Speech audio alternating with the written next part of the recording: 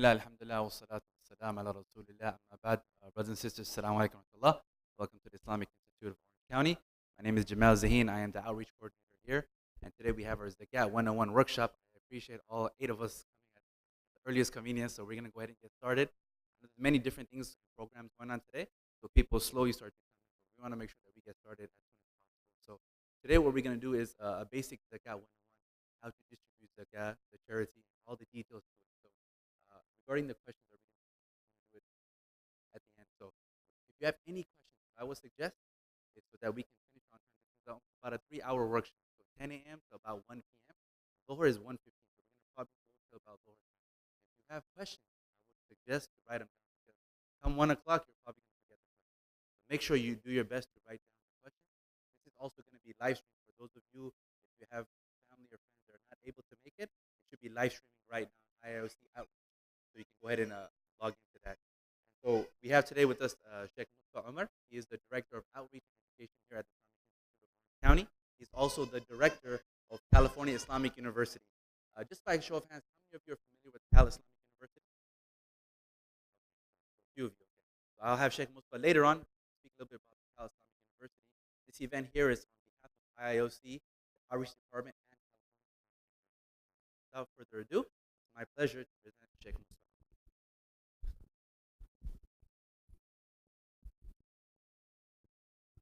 Assalamu alaikum wa rahmatullahi wa barakatuh.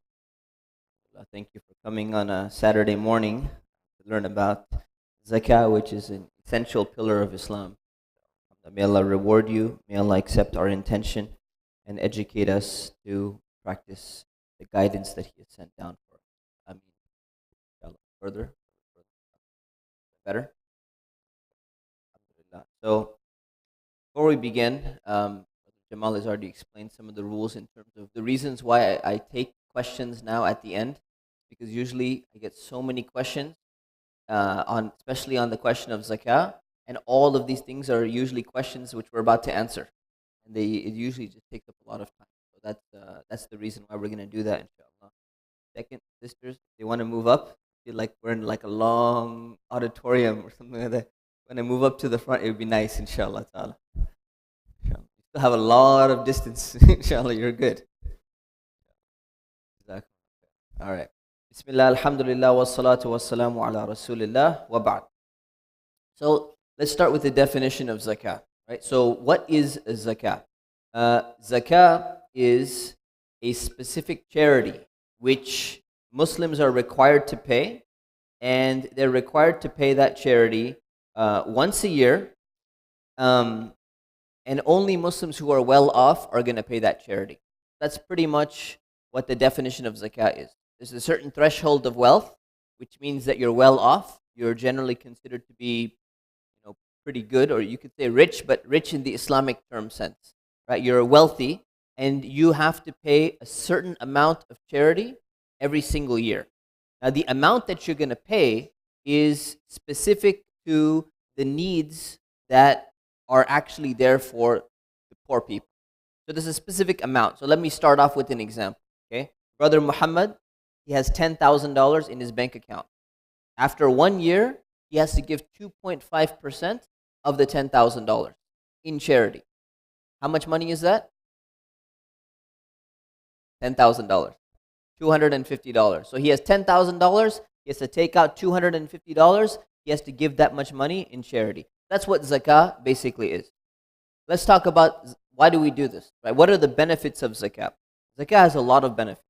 First of all, zakah helps people who are in need by making sure that charity is going to be given out by people who have wealth. So there are always, every society, there are people who have wealth, there are people who don't have very much wealth, and they're kind of struggling. So what zakah does, it makes this mandatory where people who have wealth and they have excess wealth, which they don't actually need in order to survive, they have to redistribute some of that wealth to the people who are in need. What also that does, it helps to bridge the gap between rich and poor in a community. And you find in many societies today and throughout history, there's been a major gap between rich and poor. And every time you have a larger gap, you find that society and that community is more unstable, because there's instability taking place because so many people don't have anything. easier to have revolutions, easier to have animosity, easier for so many other things. And the great thing about zakah is when you give this, right, not only does it help to cover the basic cost of living. This is not, look, there are people outside, they're starving, they have no food, let's give them some food. That's one thing. But the zakah is also supposed to help them to cover more of their needs. And what it'll actually do is when you remove that gap between rich and poor, you lessen it at least, all the envy, all the hatred that's in the hearts of the people who do not have so much wealth will be reduced, because now they see that they're getting some of it redistributed back, and it's being done generally voluntarily, even though it's a principle in Islam. When you give zakah, it also helps the person who's giving zakah. So it's not only for the person who's receiving the money. When zakah is being given, it helps the person who's giving. How? It protects them from greed. Right? They don't just become greedy, it's all about me, I'm just going to collect money, I don't care what else happens. And they protect them from stinginess, from not wanting to give wealth that they need to give out. In addition to that, it will bless their wealth.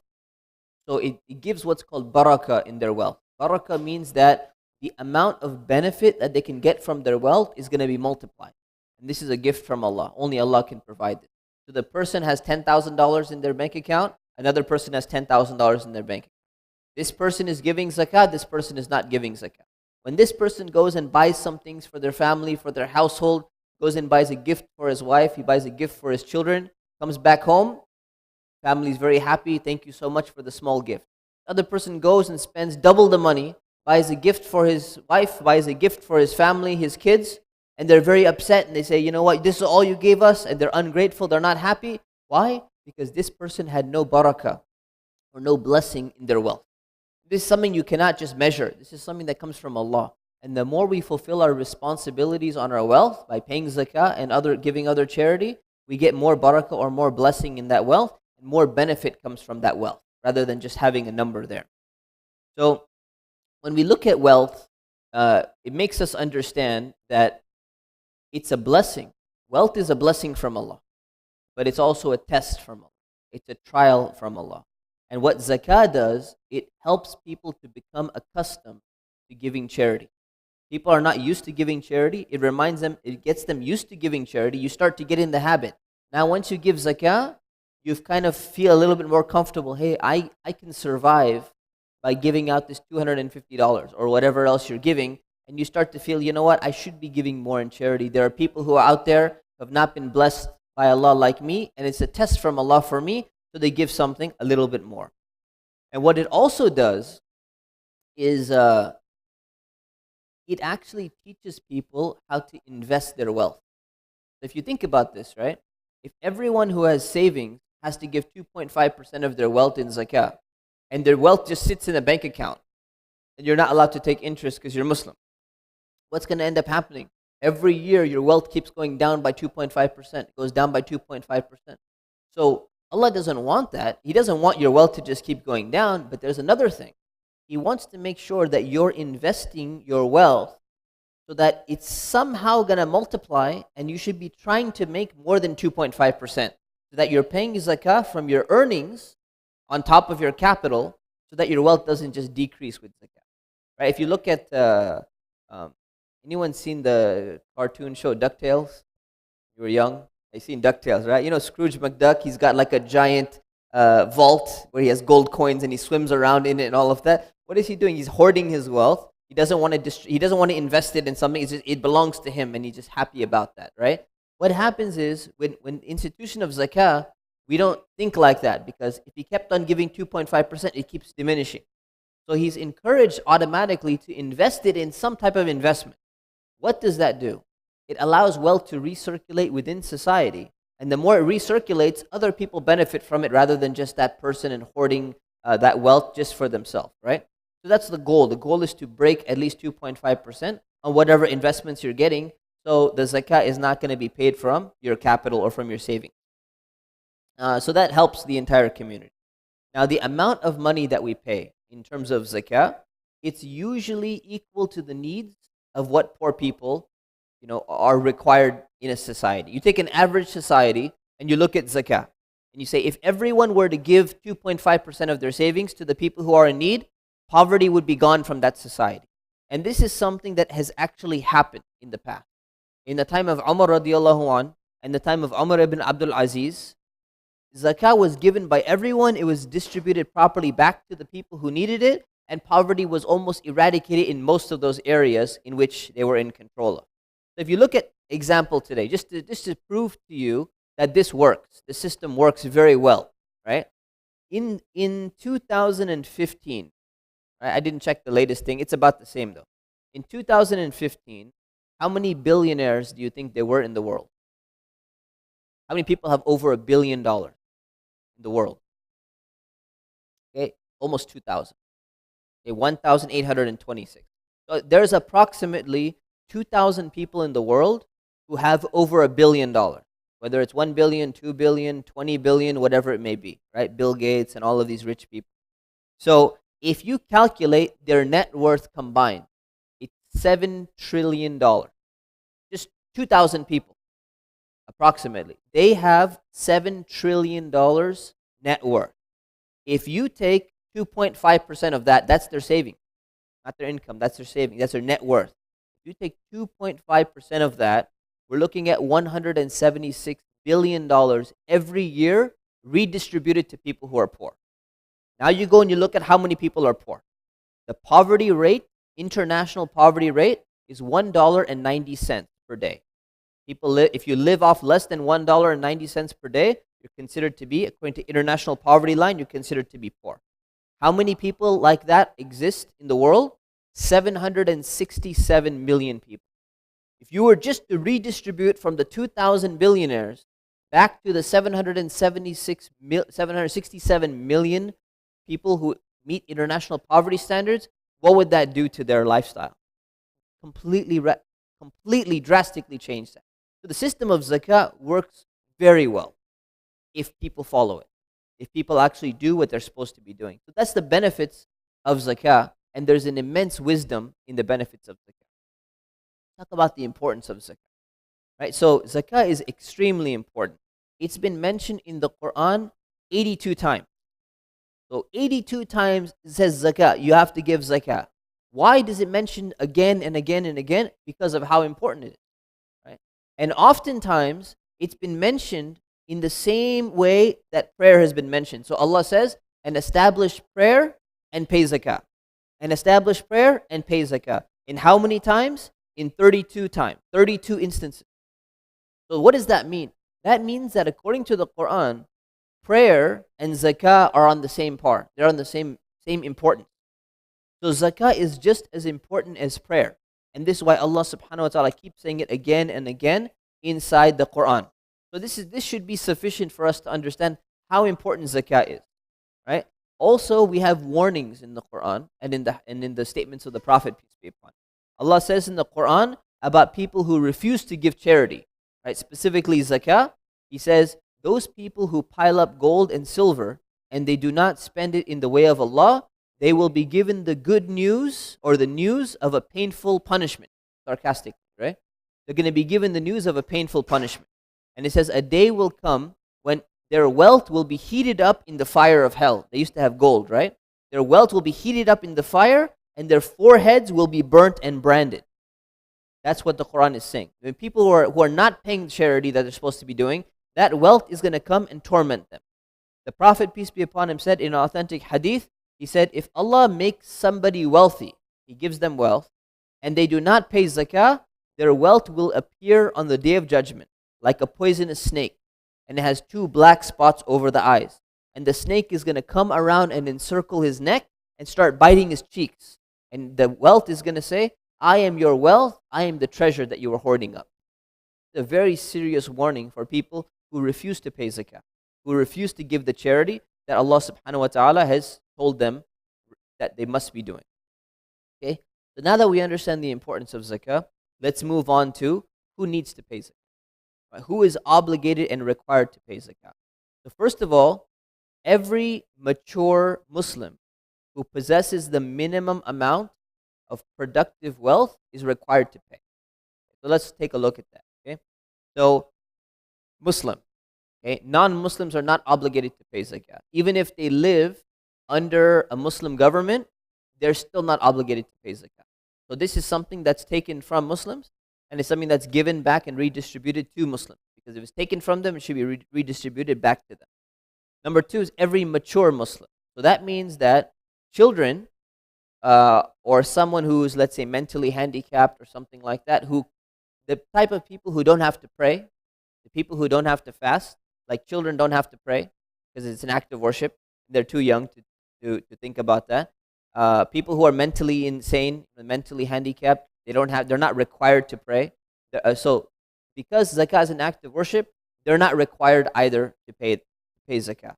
So every mature Muslim, meaning that they're an adult, right? And children are going to be exempted from zakah, just like they're exempted from prayer.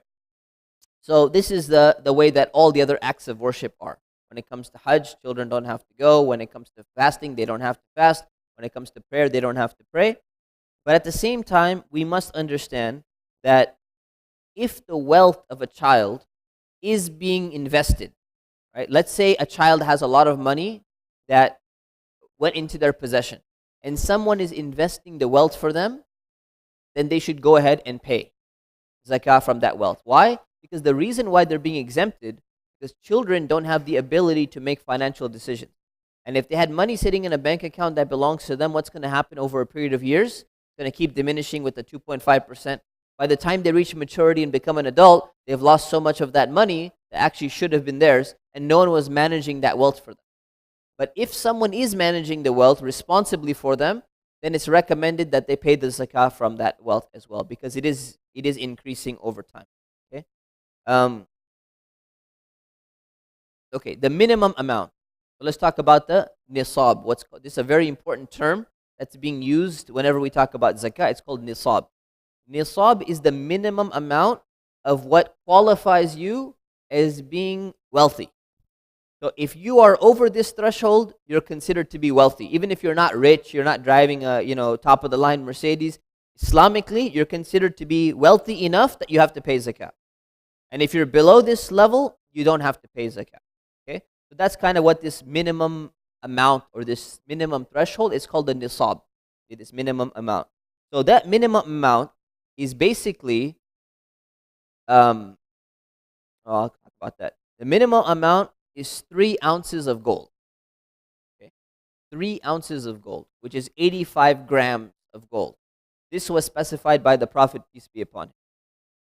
So what is the value of gold? What is the value of 3 ounces of gold? As of yesterday, which was May 19th, 2017, it was $3,775. A little bit less than $4,000. So basically, if you have $3,775 in your bank account or your cash under your bed, in your closet, wherever you store it, right? If you have that threshold above, or you combine everything, you have stock investments of $2,000 and you have another $2,000 under your pillow, right, for emergencies or whatever. Combine all of that.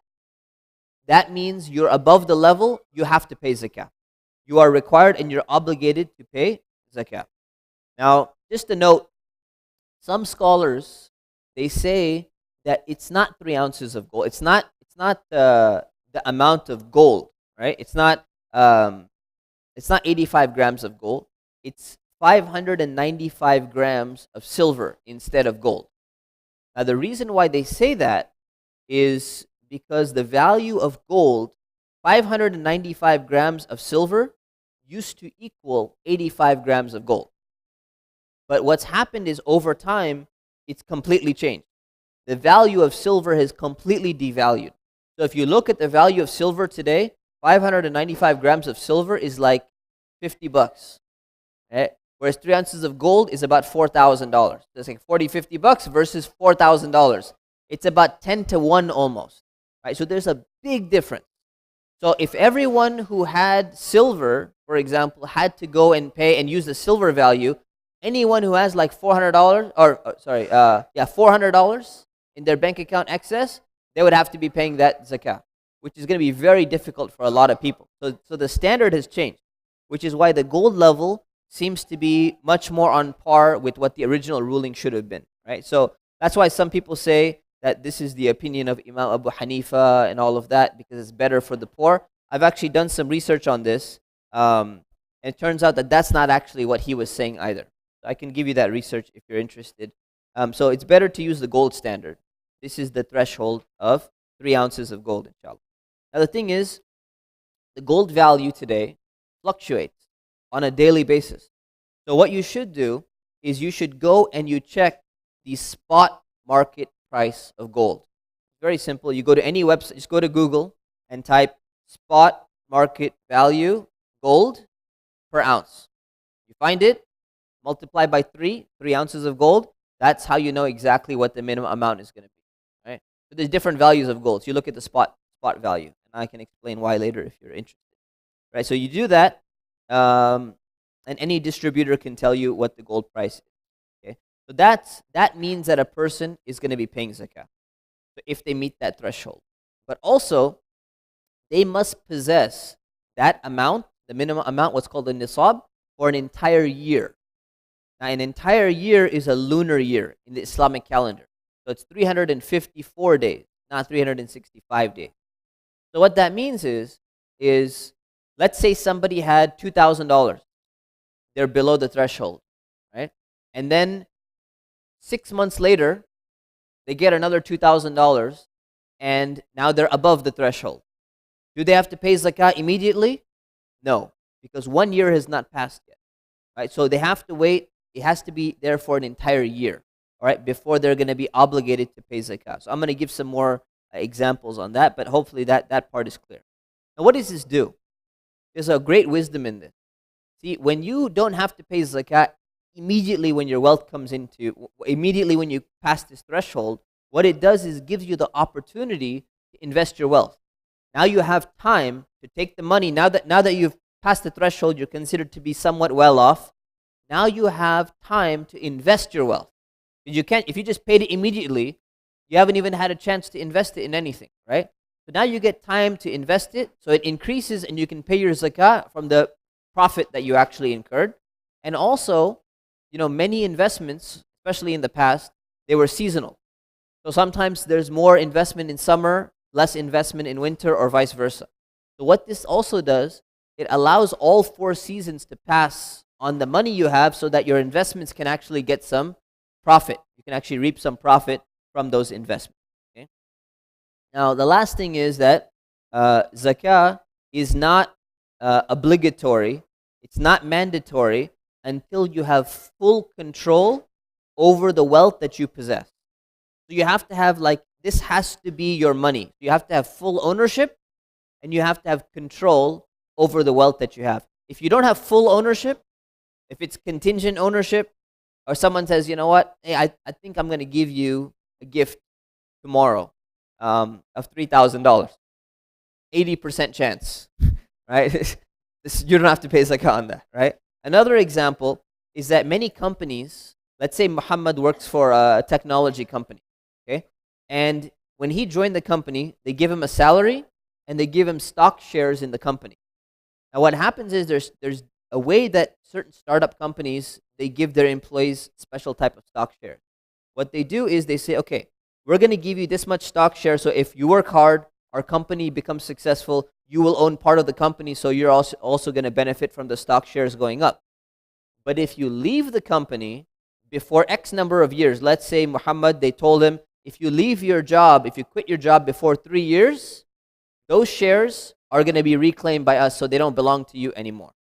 So what happens is, after these 3 years, these shares are called being vested, meaning that they belong to you guaranteed, even if you decide to leave. But prior to that, they're not vested. So they're not in your complete ownership.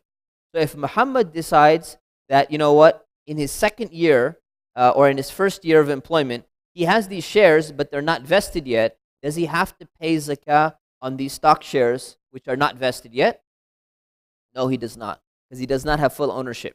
Once they become vested, after that amount of time, does he need to go back and pay on the previous years? No. But he starts to go and pay on the stock shares from the time they become vested, meaning they actually are in his full ownership. Now they completely belong to him. Okay? That's an example of full ownership and full control. So I'll answer that soon, inshallah. All right.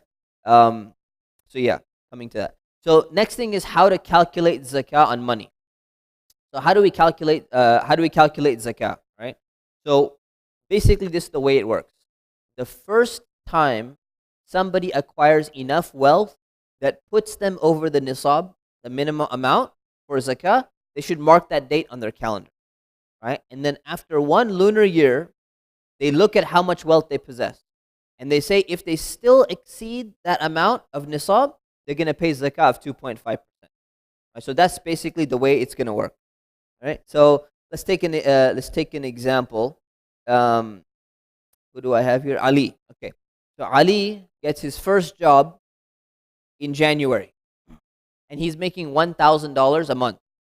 His first job he's ever gotten. He's a 16-year-old, got his first job. Gets $1,000 a month. January he gets $1,000. February he gets $1,000. March he gets $1,000, and then on April 15th he gets his fourth paycheck. Now he has $4,000. He checked the gold value. The gold value was $3,775 for nisab, 3 ounces of gold. Now he has to start paying zakah. He's become zakah eligible on April 15th because that is the date when he first crossed the threshold. So what does he do? He marks his calendar. April 15th is my day. He does not need to pay zakah right now. He just marks his calendar and he remembers his date, April 15th. Now that he's at $4,000 on April 15th for the first time in his life, he's going to wait 354 days, which is one lunar year. So 354 days later, the following year on April 4th, he checks to see how much money he has. He sees that he has $6,000. He's still above the minimum amount. Gold value did not fluctuate so much. He's still above the minimum amount. So he has to pay 2.5% of zakah on the wealth that he has. If his money went down and he decided to buy himself a car, and now he checks on April 4th, he bought a car on April 1st, April 4th, 1 year has passed, he has $3,000 in the bank, he does not need to pay zakah at all because he's under the threshold. So that's pretty much the way it's going to work, okay? Now this is beautiful because what's going to happen is everyone's wealth fluctuates throughout the year. No one just has constant streams of wealth. You're going to have money coming in, you're going to be spending in money. So what happens is you want to basically calculate how much you have at the beginning, as long as you're above the threshold at the beginning and you're above the threshold at the end. The middle values don't matter how much you have. You don't need to keep track Islamically for zakah purposes. April 15th is when I first crossed the threshold. What did I have in June? What did I have in August? What did I have in September? None of that matters because your wealth is going to be going up and down. So this guy, Ali, who is Ali, right? Ali, let's say he got his paycheck. He's at $4,000. 1 month later, he spends it. He's back down to $3,000.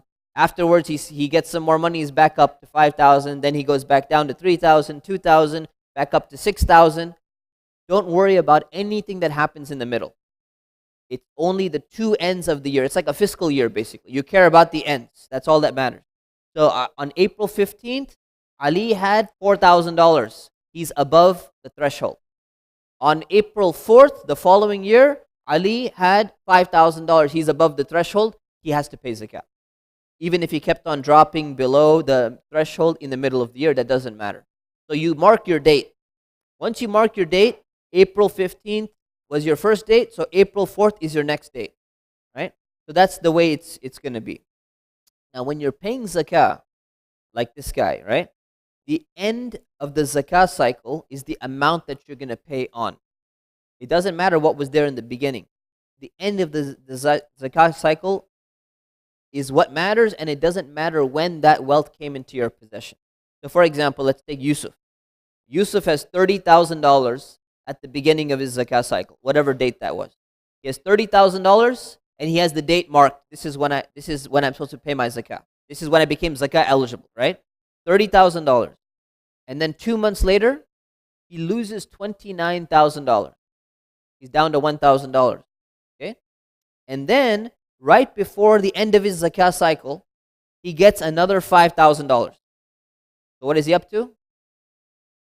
6,000. Making sure everyone's awake with me. All right. He's at 6,000. So now, in the beginning of the zakah cycle, he had 30,000. At the end of the zakah cycle, he had 6,000. He's going to pay 2.5% on how much? $6,000. Exactly. Okay. Let's take another person. Maryam. All right. Yes. Huh? We'll cover all of that. If you have a clarification question on this specific one, all the rent and all that, we'll talk about that. Yeah. If anything you don't understand, you can ask those questions. But any other questions on that, then we'll take it at the end. Okay? Take it at the end. All right. Maryam. So Maryam has $10,000 at the beginning of her zakah cycle. 1 week before the end of her zakah cycle, 1 week before her zakah is due, she inherits $90,000. How much does she have? Beginning, she had 10,000, $100,000, right? She has $100,000. 1 week before she gets $90,000, now she has $100,000 at the end of her zakah cycle. How much money does she need to pay zakah on? 2,500, right? Which is 2.5% of 100,000, right? So it doesn't matter when this money came into your possession. What matters is you had above the threshold at the beginning and you had above the threshold at the end. How do you determine what your threshold? How do you determine your dates? Your date should be the first date that you ever cross the threshold. Let's say you go all the way down, you become bankrupt, you have no money, then you start again, right? So the next time you finally cross the threshold, you mark your date in the calendar. The problem is many people forget their date. They don't remember. So the date is either going to be the first time you ever got this much money in your life, ever crossed the threshold, or the last year you paid zakah. So you should be, if you're paying zakah every single year, when did you pay zakah last year? Okay, that's your date. That's your previous date. If you've totally forgot what your date is, you cannot remember, make a precautionary estimate. Say, you know what, when was the last time I think I paid zakah? Or when was the time when I probably got this much money? Try and figure out what that is, and then you start making sure to keep your date in order. So what some people will do is, in order to make their calculations easier, they want to take a certain day and pick a certain day that's easy to remember. So usually it's easy to remember a day in the Islamic calendar because it's 354 days. You could pick a date like Ramadan the 1st, right? Or Ramadan the 15th, or you could pick the day of Eid, or you could pick the beginning of the year, Muharram the 1st, or you could pick any other day. You could pick Hajj. You could pick any time you want.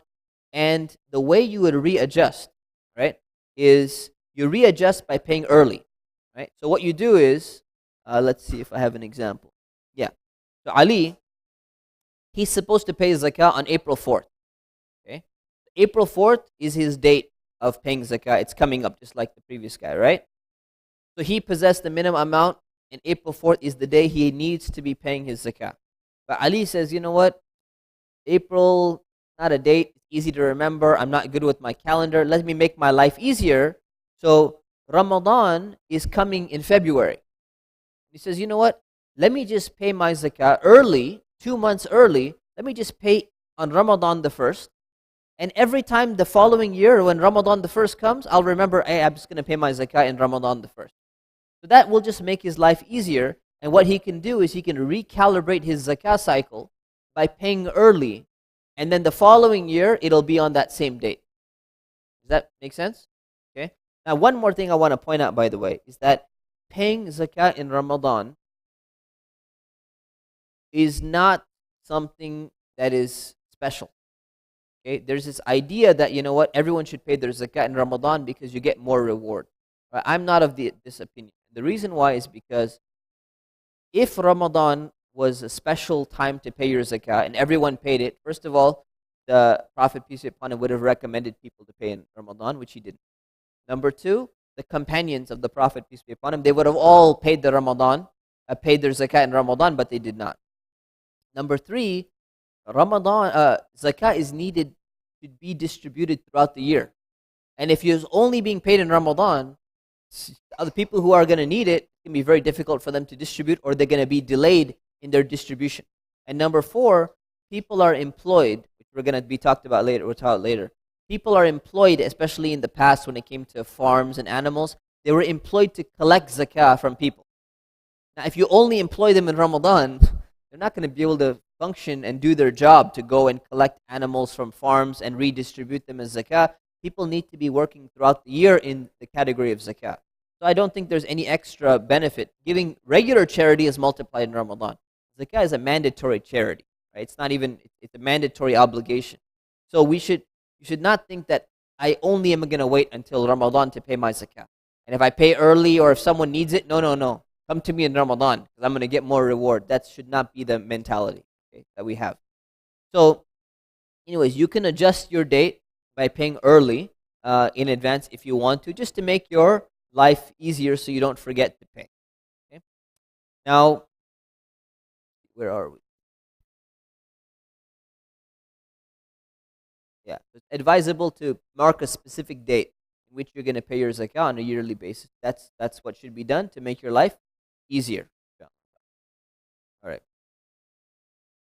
Yes. Coming to it 1 second. Yes.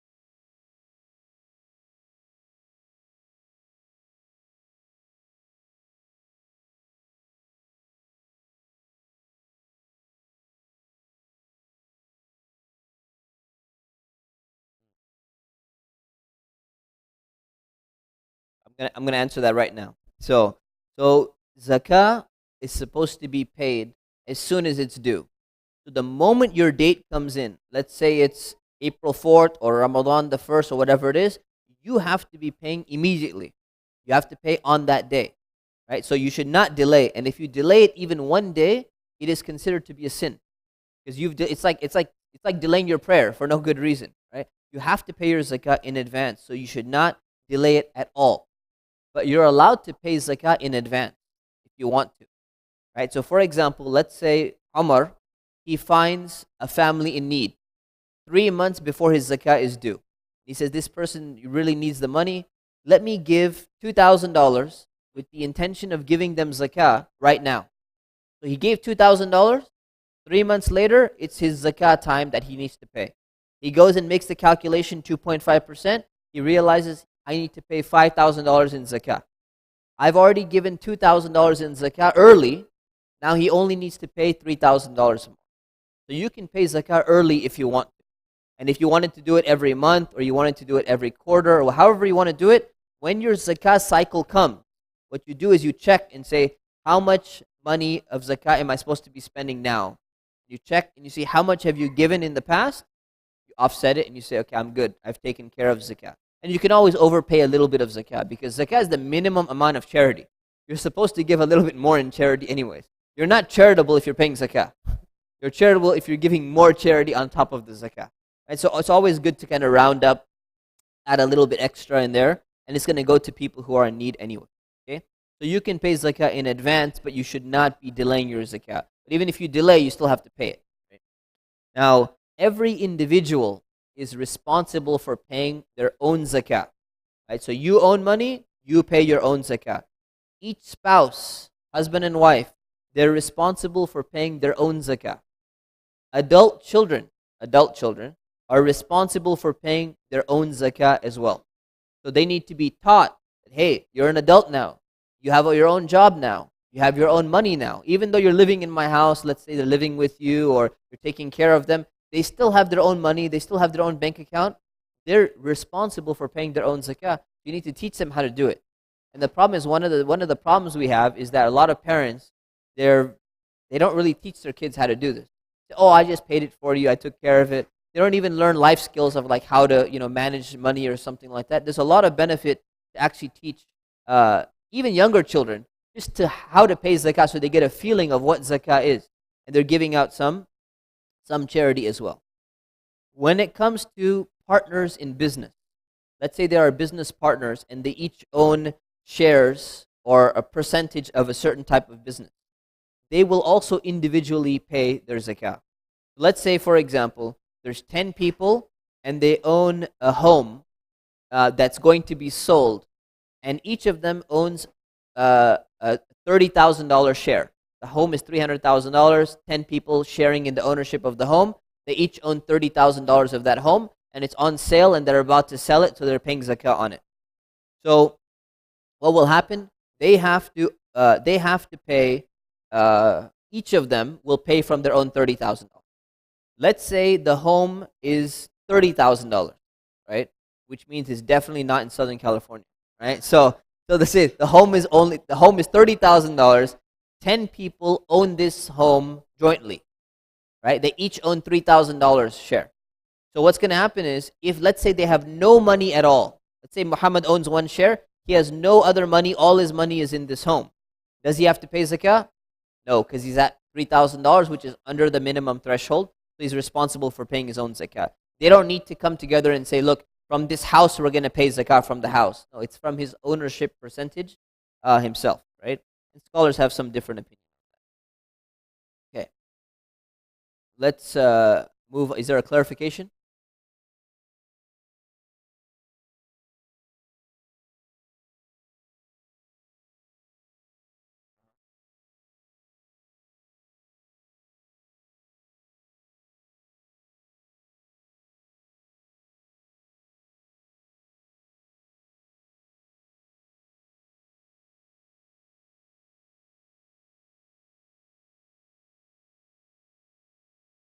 So the thing is, when it comes to, I'm going to clarify, yeah. When it comes to the idea of getting money in the middle of your zakah cycle, let's say 1 week before your zakah cycle is due, and paying it on that amount, there are two different opinions actually among scholars.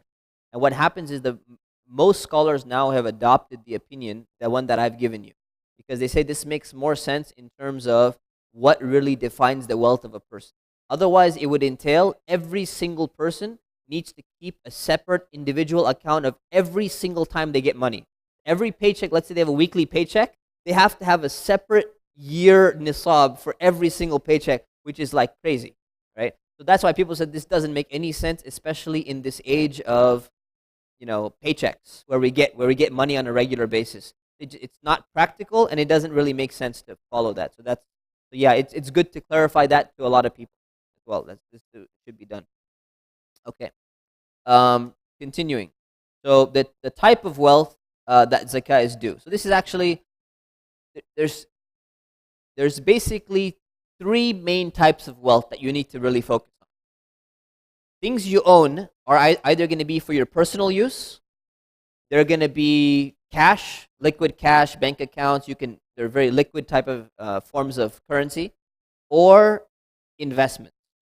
Okay? And when it comes to investments and liquid cash, zakah is due. But when it comes to personal use items that you own, yes, you own them. Yes, they have value. If you needed to sell them, you could sell them. But you're using them on a personal level.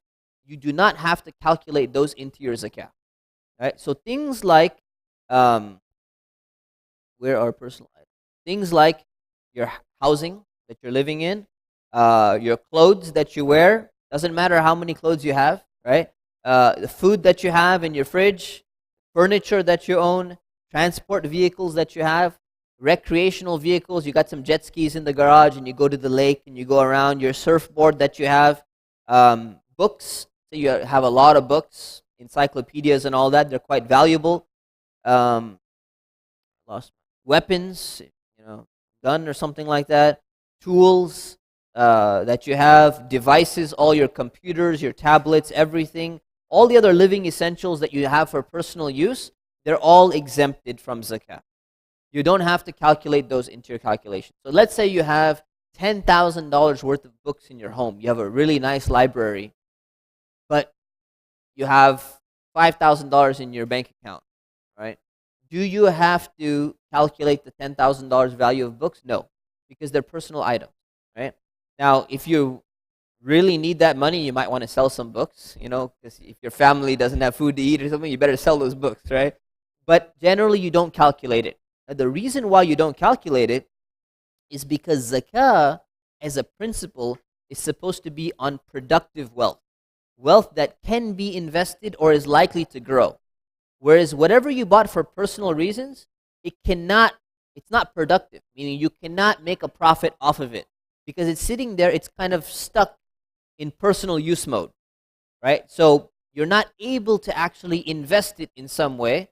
Therefore, it becomes for personal use, and that's why it's exempted from zakah, right? Another thing to keep in mind, that zakah is not due on your income. This is a very big misconception for a lot of people. Zakah is not due on your income, it's due on your savings. Because you may be buying personal items with your income that you're getting, and once your income converts partly over to personal items, they become zakah exempt. Whereas if you were paying on your income, you would technically be paying on what you're about to go and use for your personal item, and you had not have 1 year to actually pay, to get benefit from that zakah over time. Okay, so these are so that's personal items. So a little bit more on personal items. How do you determine whether something is a personal item or something is non-personal use, like it's an investment, right? So you have to be very careful about the way in which you determine whether something is a personal use item or it's an investment is through two things. One, through your intention, and two, through the culture or the custom in which you live in. So I'm going to give you an example. Let's say someone goes and buys some item, and their intention is really, I don't want to have to pay zakah, on this money that I have.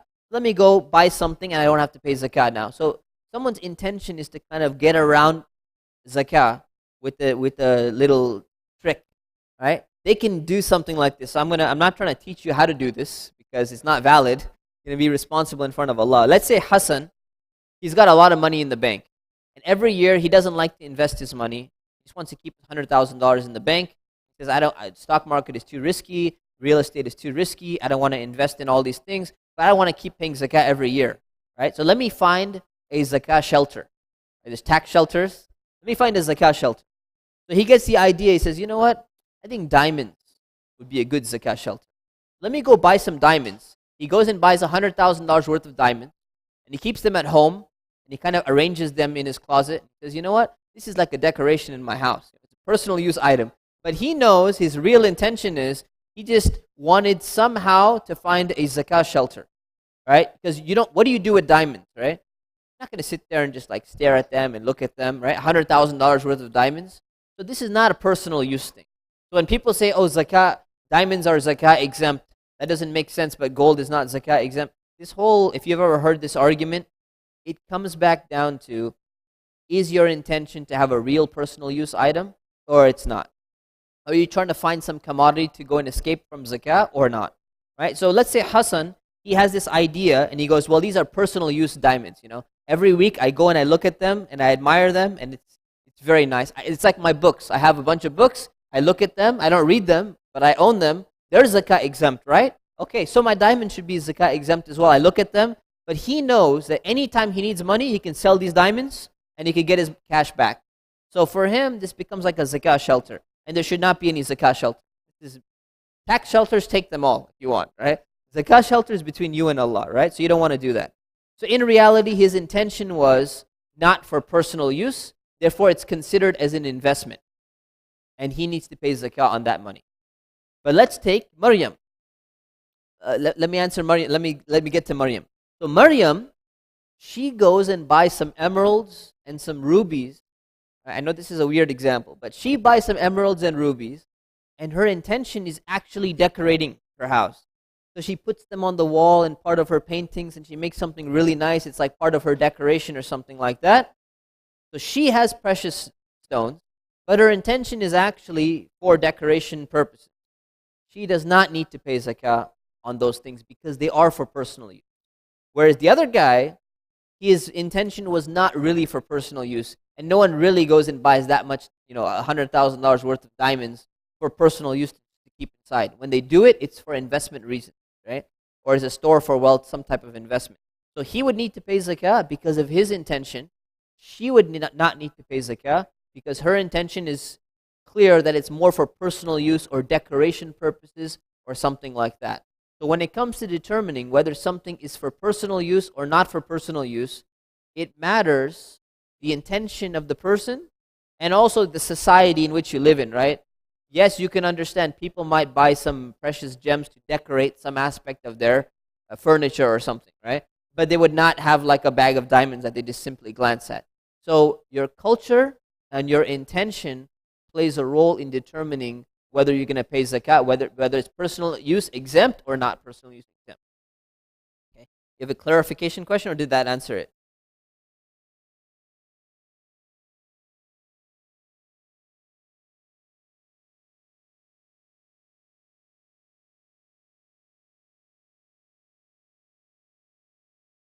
We're coming to that.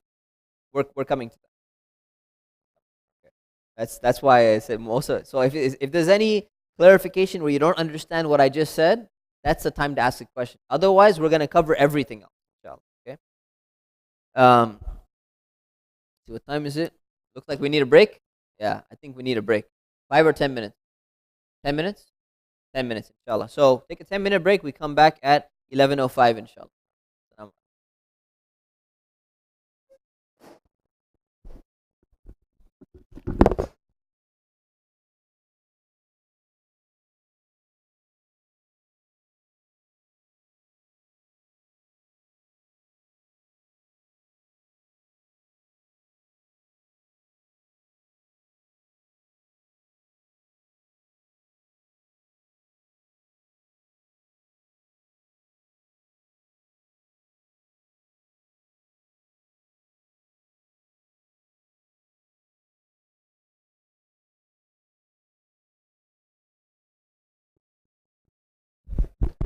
Assalamu alaikum. Just as a announcement, we have coffee and tea in the back, so please help yourselves. And also, this is being live streamed, so if you have family members or friends that are not able to make it, you can live stream this. If you go on our YouTube page, just go on YouTube, just put IIOC Outreach, and you'll see it streaming live right now. If you want to send that link to anyone, you're most welcome to do so.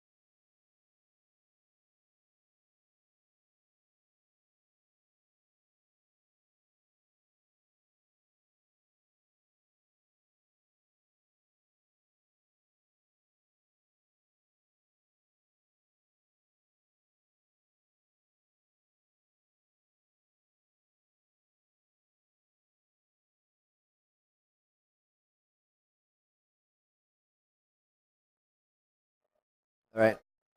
All right, let's get situated, inshallah ta'ala. Let's get ready to resume.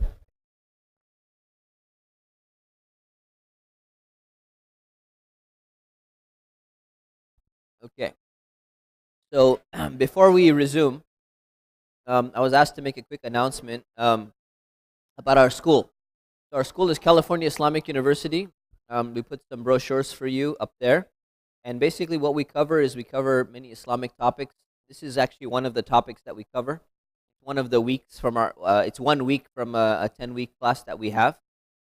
So you should really check this out. It's very important for Muslims to have a good Islamic education. And all our students who took this level 1 class, they covered all these rules and more on the topic of zakah. So inshallah, if you're finding this beneficial, or if you're finding this to be new information, or you're thinking, you know what, I wish I would have known this in advance or something like that, there's a lot of other subjects outside of zakah that probably need to be learned by many Muslims as well. And you may be thinking, well, you know what, okay, and I learned some new stuff that I didn't know, but that's enough. I don't need to know other things. There's a lot of things actually to learn. So the great thing is when you have an Islamic education and you have actual courses where you cover Islam in more depth and in more detail, you actually fill in all these gaps in your knowledge when it comes to other aspects of Islam, which are actually very important as well. So we're in session at the moment, but we have a next quarter starting up in, I think, late August or early September. You can check out our website, inshallah, for more information, or just go through the pamphlet. If you have any questions, you can ask myself or Brother Jamal at the end. Let's resume. Bismillah, alhamdulillah, wa salatu wa salamu ala rasulillah, wa ba'd. So, we just finished the idea of personal use items being exempt from zakah. The next thing is that there are other aspects which are non-personal use where we have to pay zakah on. And those are currency, business assets, agricultural products, livestock, and other things. So let's start by talking about wealth in the form of money, which is currency. Right? The most common type of wealth that people possess today is currency, wealth in the form of money, basically. There are some societies in the past, they used to trade in salt, almost was like viewed as a currency. Almost people would trade in salt, or they would trade in some other type of dates or some type of goods. But generally, currency in the form of coins and bills, like cash, currency in the form of checks, in the form of money orders. This is what we mean by currency. So currency is basically the standard medium of exchange in any society. And whenever you have that currency, you have to pay zakah on that. That is zakah, zakatable, we could say. You have to pay zakah on these things. Now, the reason why you have to pay zakah on these things is because currency is liquid and you could do whatever you want with it. So what happens is you have the ability, if you want to invest this money or figure out some way where you can actually get an increase on this money. Even though you say, well, I have cash sitting in my wallet, it's not increasing. Yeah, it's not increasing, but it has the potential to increase because you can utilize it for something.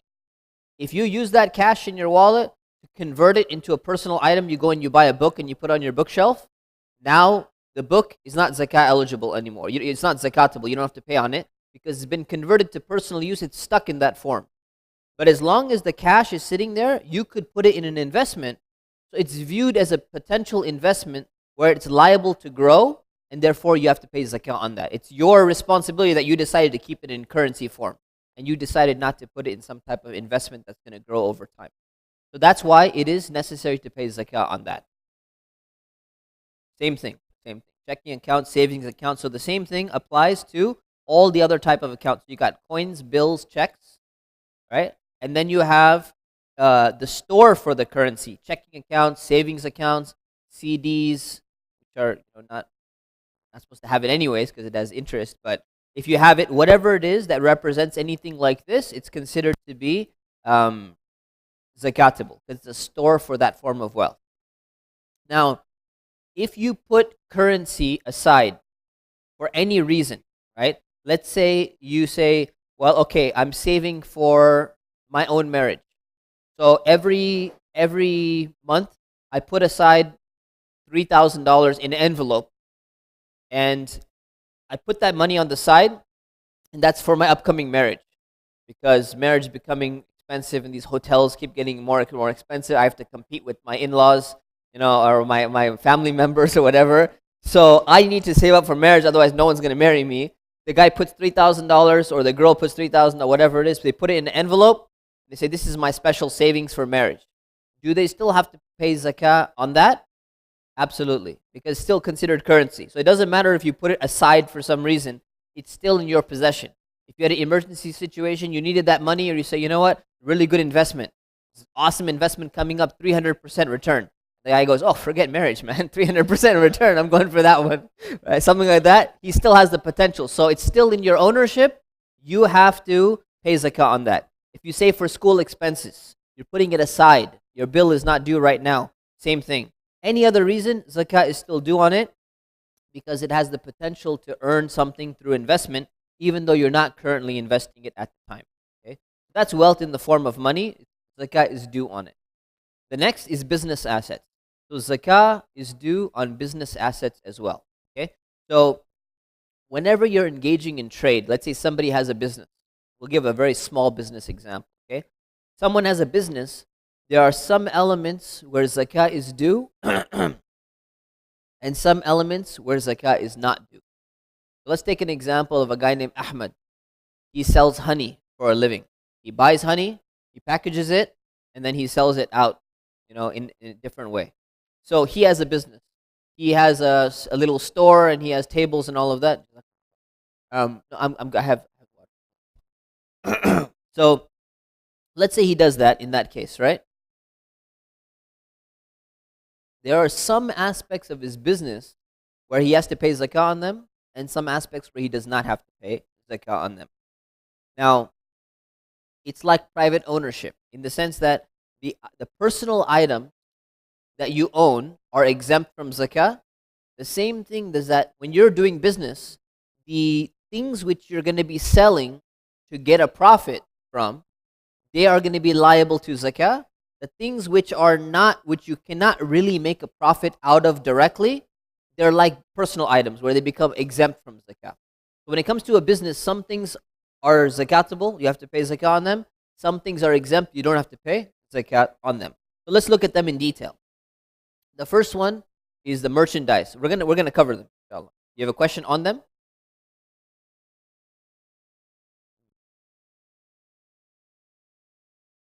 At the end of this. Okay. So the merchandise that you have, the inventory that you've purchased, and the intention is to sell this and profit from that, you have to pay on that inventory. You have to pay on that merchandise, right? So let's take, for example, first of all, let's say Ahmed. Okay, Ahmed sells honey. So he bought 2 giant cauldrons of honey. He's going to put them in little buckets, little jars, and he's going to sell them out. So he owns honey. Right? Some people got the joke. There's actually a guy named Ahmed in our community who does sell honey. Right? So I threw him in here. And he had zakah questions as well. So this honey that he's going to be selling, he owns this honey and it's going to be for sale, or it's already for sale. He has to calculate the value of this, and he has to pay zakah on it every single year in his zakah cycle, because this is the product that he's going to sell to make a profit. Now the question is, what price or what value does he have to calculate on his honey? And the value is, because see, when you sell something, you have different type of clients. You'll have a customer who, let's say, will buy wholesale. They'll buy 50 jars, right? Or they'll buy the giant tub of honey, and there are other people who buy a small one. And you have 2 different prices. You have a wholesale price and you have a retail price, right? So how do they determine? Do you do the wholesale price, or do you do the retail price, or do you do a liquidation price? If your business was about to be shut down, you would liquidate your assets at this much cost, right? So it's tempting maybe to say, oh, let's go with liquidation price, so I pay less zakah. That's not necessarily the right thing to do. So what you should do is Ahmed should try to figure out what is his expected sale price going to be, depending on his past figures, if he has some past figures, or depending on what the industry standard is, or something like that. So let's take an example. Ahmed owns a store. He's selling honey. He has 100 jars of honey at the end of his zakah cycle. And before that, he was also eligible for zakah. So he paid last year. Now he's going to pay the 100 jars of honey. Okay? He sells each jar of honey to retail customers for $10 per jar. And he sells a jar of honey to wholesale customers for $5 per jar. So it could be $10 or it could be $5, wholesale or retail. Right? So he knows, based upon his previous and expected sales figures, he's going to have half of his jars sold at wholesale price and half of his jars sold at retail price, right? So how much is his entire inventory of 100 jars of honey worth? Do it again, all right? Ahmed's got 100 jars of honey. 100 jars of honey, he sells at $10 retail price, $5 wholesale price. Half of the jars are retail and half of them are wholesale.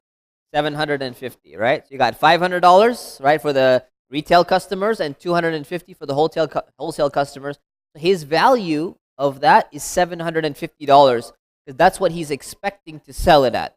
So when his zakah time comes to be paid, he's going to pay zakah on $750, right? Assuming that was above the minimum threshold, right? Let's say he has $5,000 at home in the bank.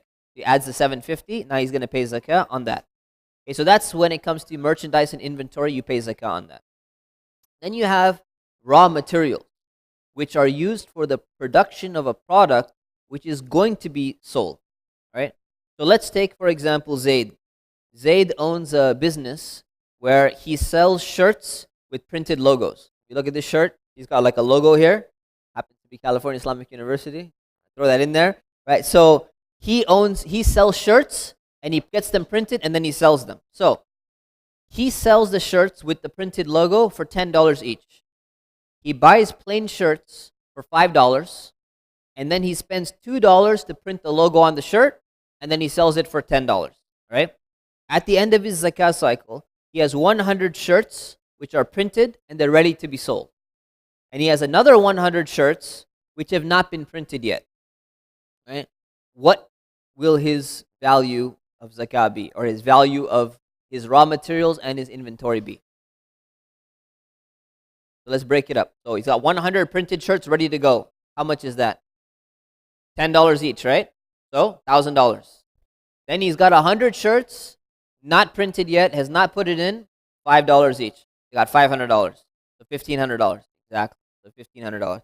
That's the way it works when it comes to raw materials that are going to be used to produce something. All right? Then we have, so zakah is due on that as well.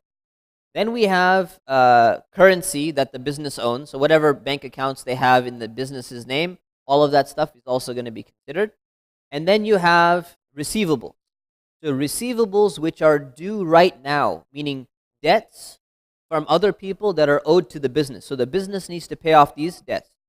Many businesses, what they do is they'll actually sell their merchandise and they don't demand immediate payment. You don't need to pay immediately. You could pay me after a month, or you could pay me after 3 months or something like that. So zakah is actually due on what's called the receivables, where somebody owes you money and they're likely to pay you. Why? Because you have a legal right to collect that money from the person. It's considered to be basically in your possession, meaning you could get it, they owe it to you, and it's going to be paid very, very soon. Right? And likewise, you subtract and offset what are called payables, where you need to pay your employees.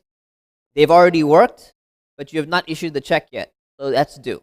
You have to pay the rent on your building, that's due. You bought the shirts, 100 shirts, and you've not paid for them yet, because they say you could pay me after 1 month. So you subtract all of those debts that are due right now, and the receivables that are due right now, you include them as well, and then you figure out how you calculate all of that.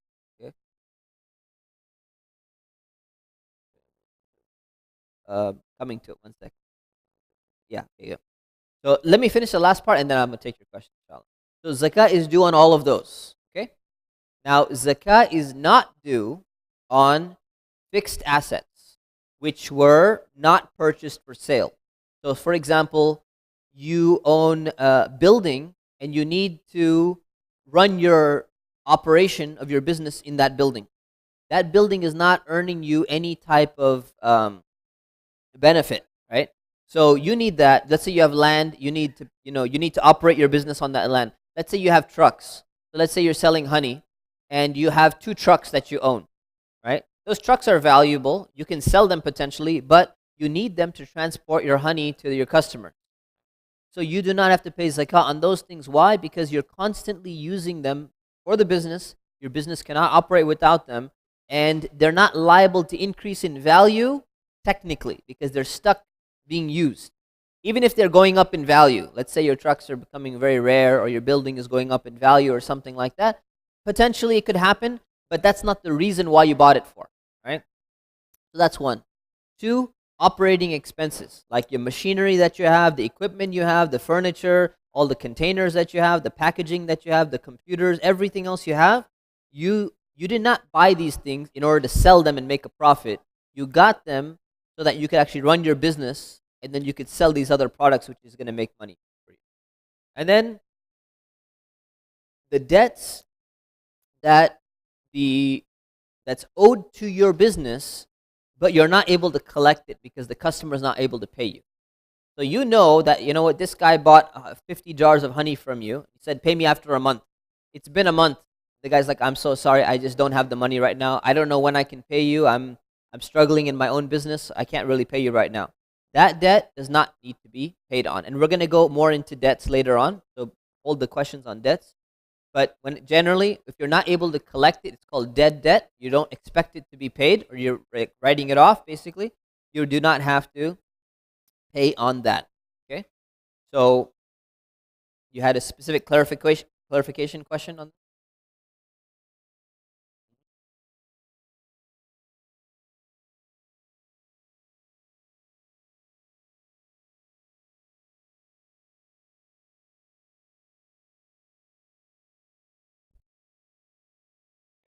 Yeah. So when it comes to you deduct the expenses that you're going to pay, so the expenses, see, this is the way any business is going to function. So money is coming in and out, right, of their accounts, right? So what you're going to do is you're selling products, money is coming in, you're going to put it into your bank account, and then you're paying people. You're paying your customers, you're paying your employees, you're buying other things. Whenever money's coming out, it's going to come out, let's assume, from the same account. At the end of your zakah cycle, you're going to go to that same account and say, hey, how much money do I have left? It automatically has factored in how much went into the account and how much went out of the account. It's essentially the profit. Well, no.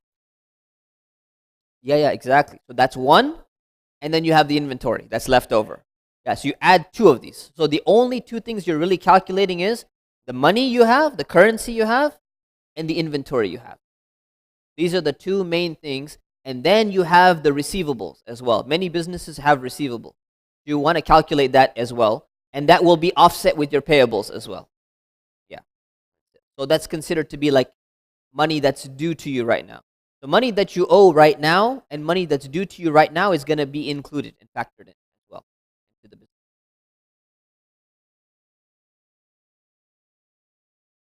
It's a potential sale, exactly. That's why inventory and that's why raw materials that are going to be produced very quickly for production to become a product, because it's prepared for sale. And what happens is throughout the year, your inventory is constantly being converted into cash because you sell it, and then it's being reconverted back because you're buying more product, and it's being reconverted back. So that's why you calculate the 2 of them together. Okay? Clarification?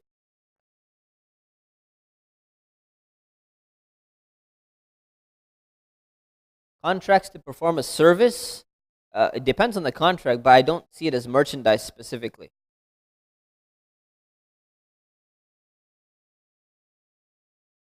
Got it. So if someone has a contract with someone and they're supposed to pay you in a specific way, it's not seen as a merchandise or a product. You look at the date that they're supposed to pay you. In the contract, the date that they're supposed to pay you, if the date has already come in and they're going to be paying you but they haven't paid you yet, So the payment is due, it's considered in your possession, you pay zakah on it. The payment is not due yet, then it's not considered to be in your possession. Okay.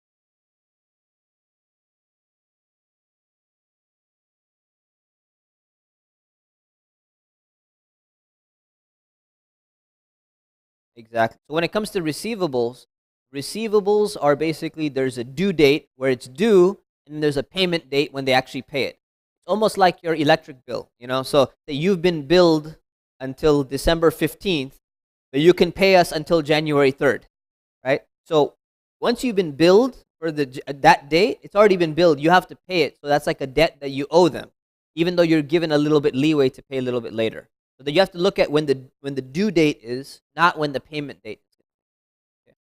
Okay. All right. Let's move on. So then we have investments, right? So investments and stocks specifically. So investments that are purchased with the intention of an eventual resale. That's basically what an investment is. Put your money in something, and your goal is that this is going to go up, and eventually you're going to resell it. It's going to come under the category of business merchandise. Because even though you're not putting it on sale right now, your goal of buying it is to eventually resell it and make a profit, and you hope it's generally going to be going up. That's why you put your money in that in the first place. So zakah is due on investment. Now the amount that you calculate the investment according to is going to be the market value of that item, if you're going to be selling that item, because that's usually the true measure of what a person's wealth is. So usually you're going to have two potential: the cost at which you bought the investment, or it could be the market value of what it happens to be when you're holding it, or it's going to be the sale value when you actually sell it. But since zakah is due every year, you calculate the current market value on the day which your zakah is due. Let's take an example.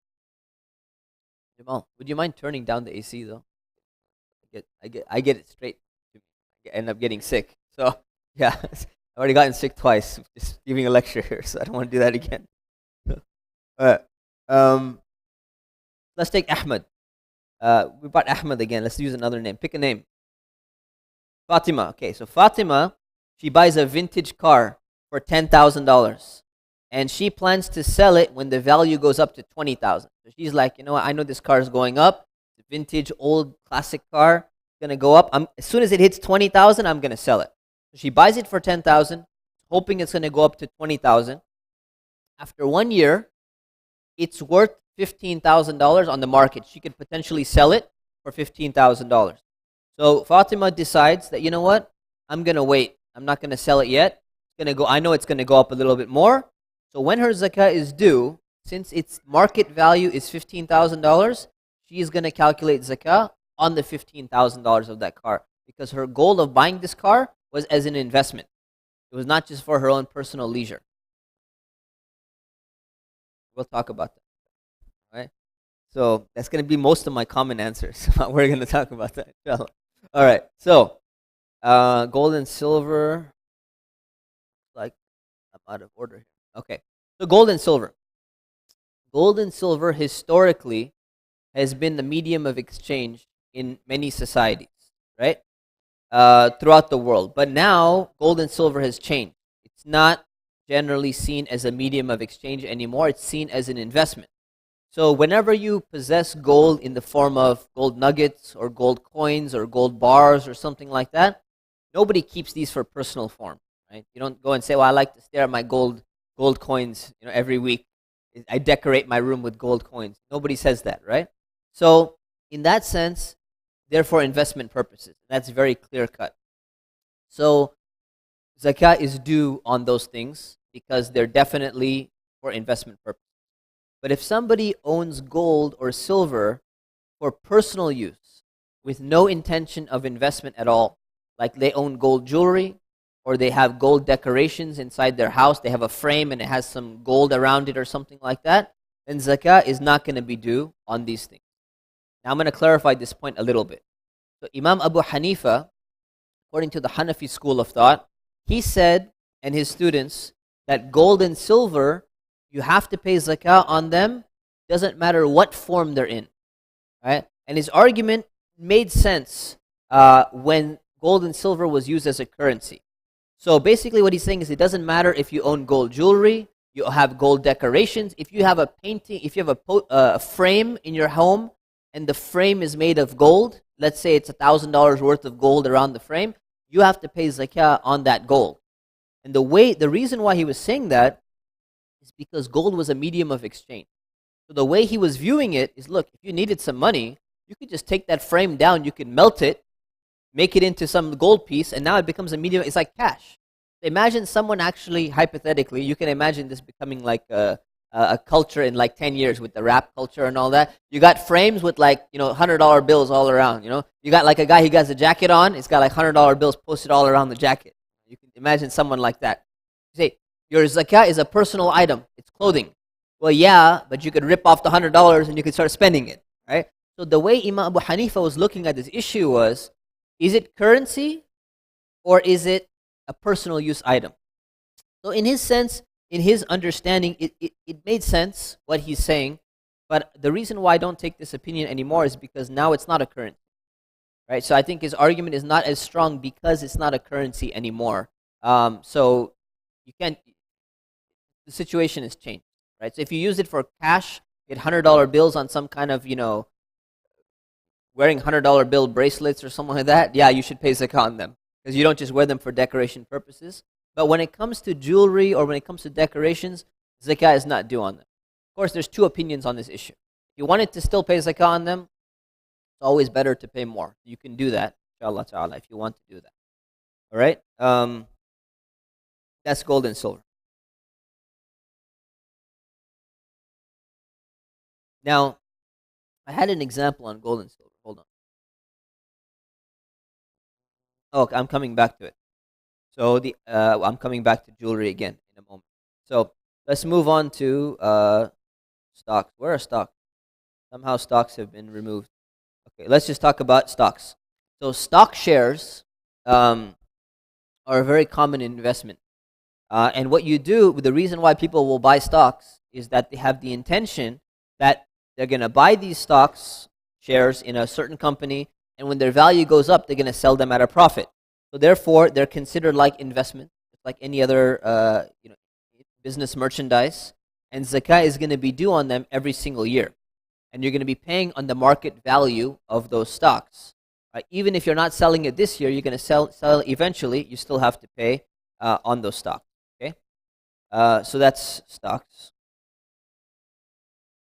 All right, now, and we're going to get to retirement accounts very soon. So the intention of the individual.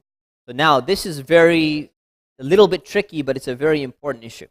Is that how do you determine whether your intention is for investment or for personal use, right? It's very important to figure out which one is which. And this is where a lot of people's questions about zakah come from. Do I pay on this? Do I not pay on that? A lot of it has to do with intention. So sometimes there's a very fine line between purchasing something for an investment or having a personal use, because there's sometimes overlap. So when the intention of the individual and the cultural context determines that something is for investment purposes, you have to pay zakah on it. If it determines that it's for personal use, you don't have to pay zakah on it. So there could be two people doing the exact same transaction or buying the exact same thing, but one of them will pay zakah because their intention is different than the other. So I'll give you an example. Mustafa buys a rare comic book for $50. Okay? I chose Mustafa for a reason, right? So Mustafa buys a rare comic book for $50, but the cover price of the comic is $2.50. This comic book has gone up in value, but originally when it came out, it was $2.50. Now the reason why he bought it, it's his favorite comic book. It's his favorite story. He loves the story. This is like the Batman versus Superman versus Doomsday, or Batman versus Bane, or whatever these stories are. He really likes the story. So he bought it because he likes the story, and he goes and he reads it like every month. It's his favorite story that he has. And that's the only reason why he has it. So the main reason why he knows that the value of the comic is going up. But even if it wasn't going up, he would have bought it for $50 anyways. Okay? So Mustafa does not need to pay zakah on this because his intention is for personal use. But then he finally feels bad for his friend Umar, right? So Umar, he gives Umar the comic, and Umar says, really, I really want that comic, so he gives it to his friend Umar. Now Umar has the same comic, but he's not interested in the comic book. He sees this as a really good investment because the value is going up. So he says, I'm going to hold this comic book because one day its value is going to go up. I'm going to sell it for a lot of money. Umar has the intention of investment. He has to pay zakah on the market value every year. Whereas when it was in Mustafa's hand, he was just having it for personal use. He does not need to pay zakah on it. Same comic book, same ownership, but the intention is different. You can see how intention plays a role. And at the end of the day, Allah knows your intention. You can't trick Allah and say, well, it's kind of like this, and I guess I like the story now because it's such a valuable comic. No, Allah knows your intention, right? You have to make your own decision sometimes. Sometimes there's a dual intention of investment and personal use, right? And whichever intention is greater, that's what you should consider, right? So for example, Maryam buys gold jewelry to wear. And she wears this jewelry on formal occasions. She goes to weddings and stuff and she wears this jewelry, right? And she appreciates the fact that jewelry, in case she has economic need, in case she gets divorced or something like that, she has kind of a backup savings plan. She appreciates that, but her reason for owning it is not because of economic savings plan. She wants this jewelry anyways because she likes to wear the jewelry and she wears it to parties and stuff like that. So for her, she does not need to pay zakah on that jewelry, according to the opinion that I gave. Now Halima, on the other hand, she was gifted a large amount of jewelry from her family, and she keeps on getting this jewelry. And you have gold, you have diamonds. Most of the jewelry she has, she keeps it in the safe deposit box. And her family always tells her, this is your economic savings, don't ever sell this. This is like your livelihood, just keep it there for emergencies. And she wears it sometimes, but she doesn't work, she doesn't have any major investments, and she views her jewelry collection as like her economic savings. So in her case, it's seen as an investment primarily, more than just for use, because she has so much of it, she needs to pay zakah on it every single year, regardless of the two different opinions, according to all opinions. Okay? So the intention is going to determine whether someone is viewing their jewelry as this way or is viewing their jewelry as a personal use versus an investment. Okay?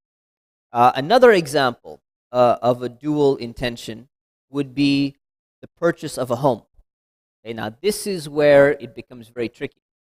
The problem is that when people buy a home, many people, they want to buy a house to live in for personal use so that they don't have to pay rent. But at the same time, they know that housing values, or they assume that housing values are going to continue to go up, which becomes an investment.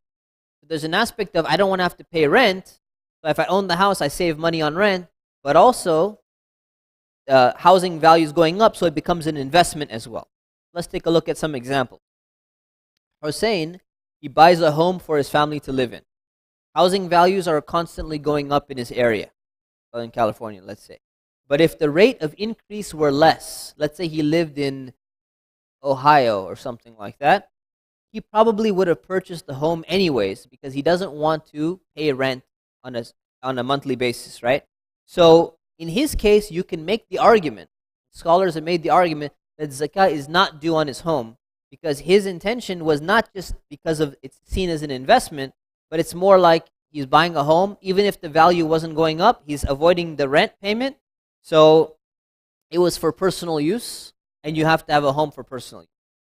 Hassan, on the other hand, is a real estate investor. Every single year he goes and he buys a property in a certain part of town which he thinks the value is going to go up. So he goes in and buys that, his family moves in, enjoys the home, value goes up, he sells the home, and then he finds another home to move to where he thinks the value is going to go up there. He goes there, his family's living there, it is personal use, but at the same time, he has the intention of the resale value and going up as an investment.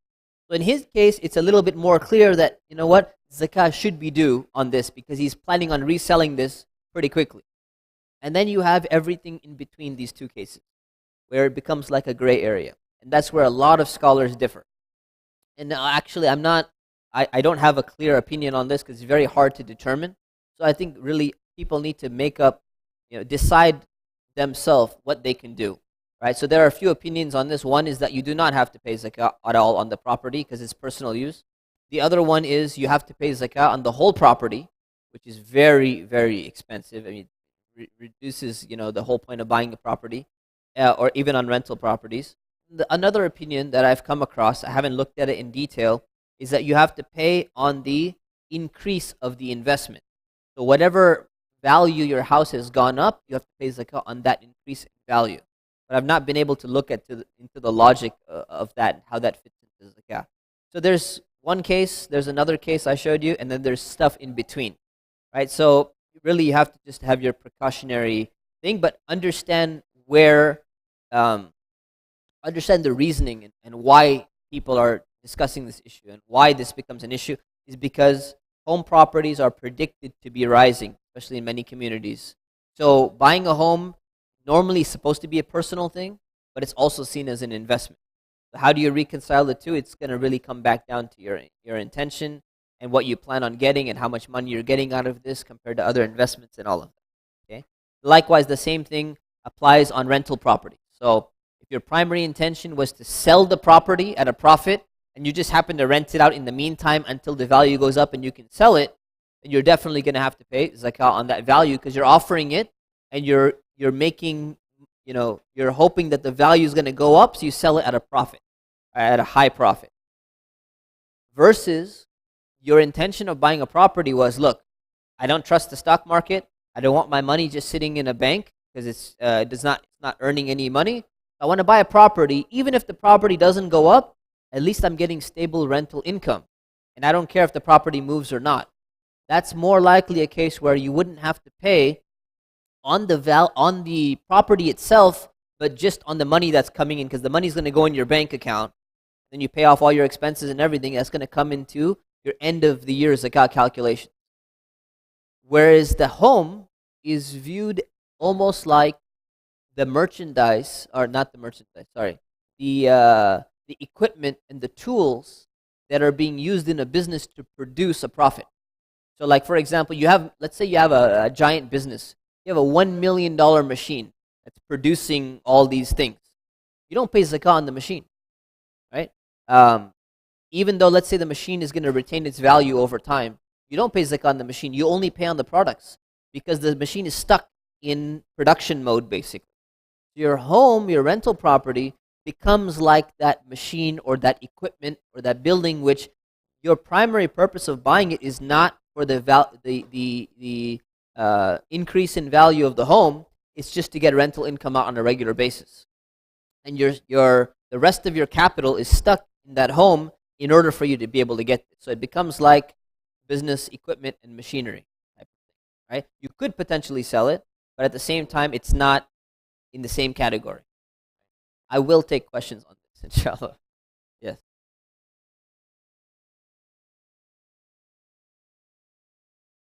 So when you sell it, it's going to be converted into cash, go into your bank account. When your zakah date is due, you're going to take it into consideration. If you reconvert it back into business equipment, you will not be paying zakah on it. Depending on what time you sell it and how quickly you reconvert it back into something.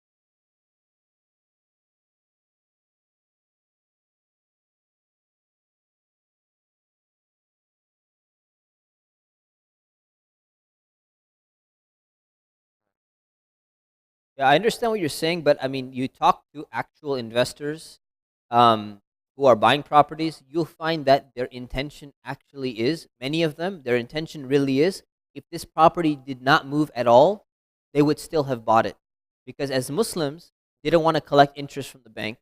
And let's say they're afraid of the market because the market they feel is inflated. They want to somehow have some kind of stable income, right? So they can make something in a halal way, and they don't care if this thing moves as long as they're getting something out of it, right? So there actually is their intention. I know many people's intention is also, no, we're gonna get a good profit off of this property, but it's not always like that in every single state or every single county. Let's say they go and buy in a village, right? Now it's completely changed, right? Villages are not appreciating in terms of their property. So I think it makes sense to go back to the intention of the individual, and it's very hard to determine what that is, but you have to be honest with yourself. Take this question.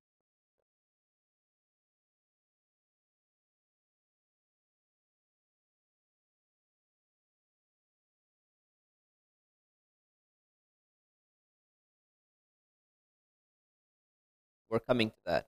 That's a very important question, so do not leave until I answer this question. We're coming to that.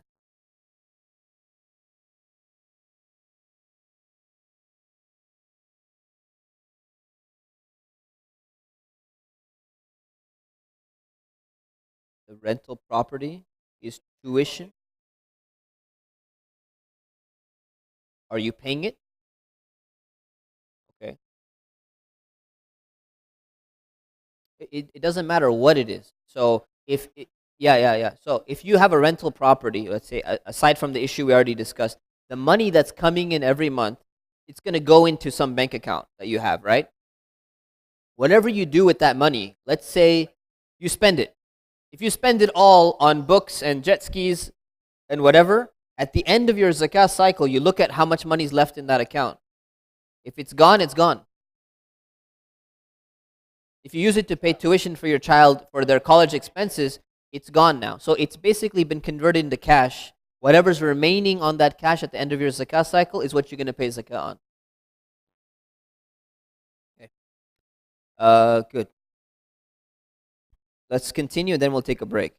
Or should we take a break first? Okay. We're about to hit access restricted 401ks and IRAs. We need a break before that. We need a break after that, because this is the real issue. Before, okay, let's take a break before, inshallah. So 10-minute break. Come back at noon, inshallah.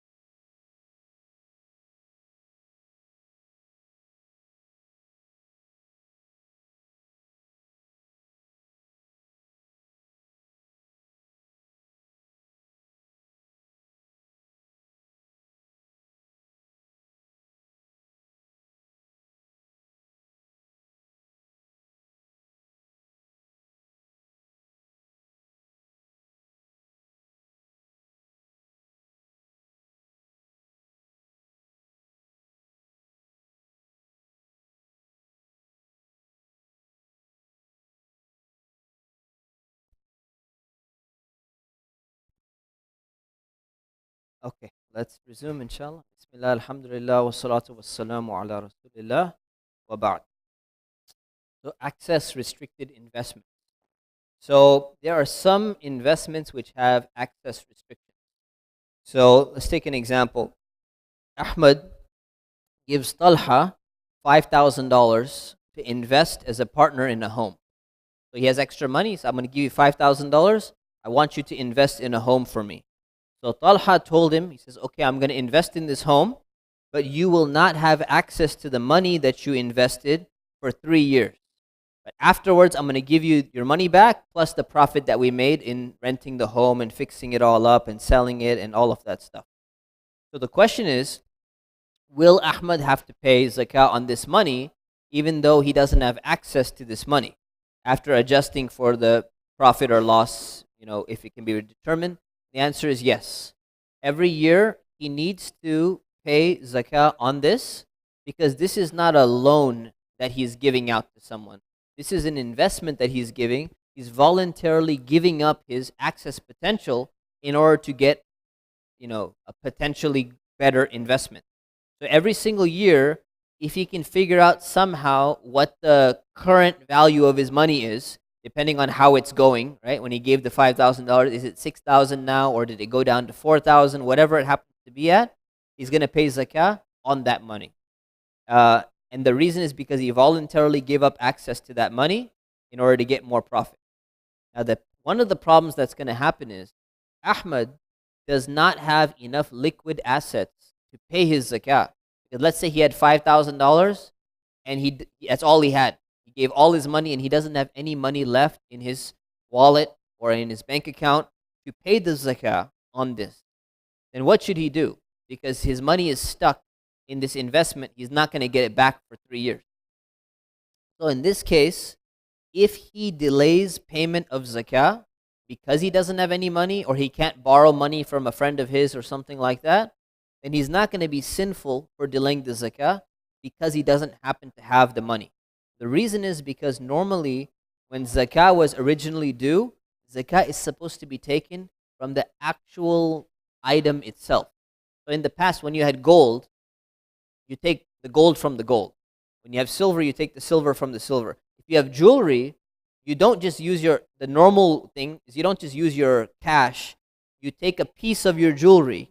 So you have a necklace, you take a piece of it, you give it out. You have earrings or something, you give one of them out as zakah.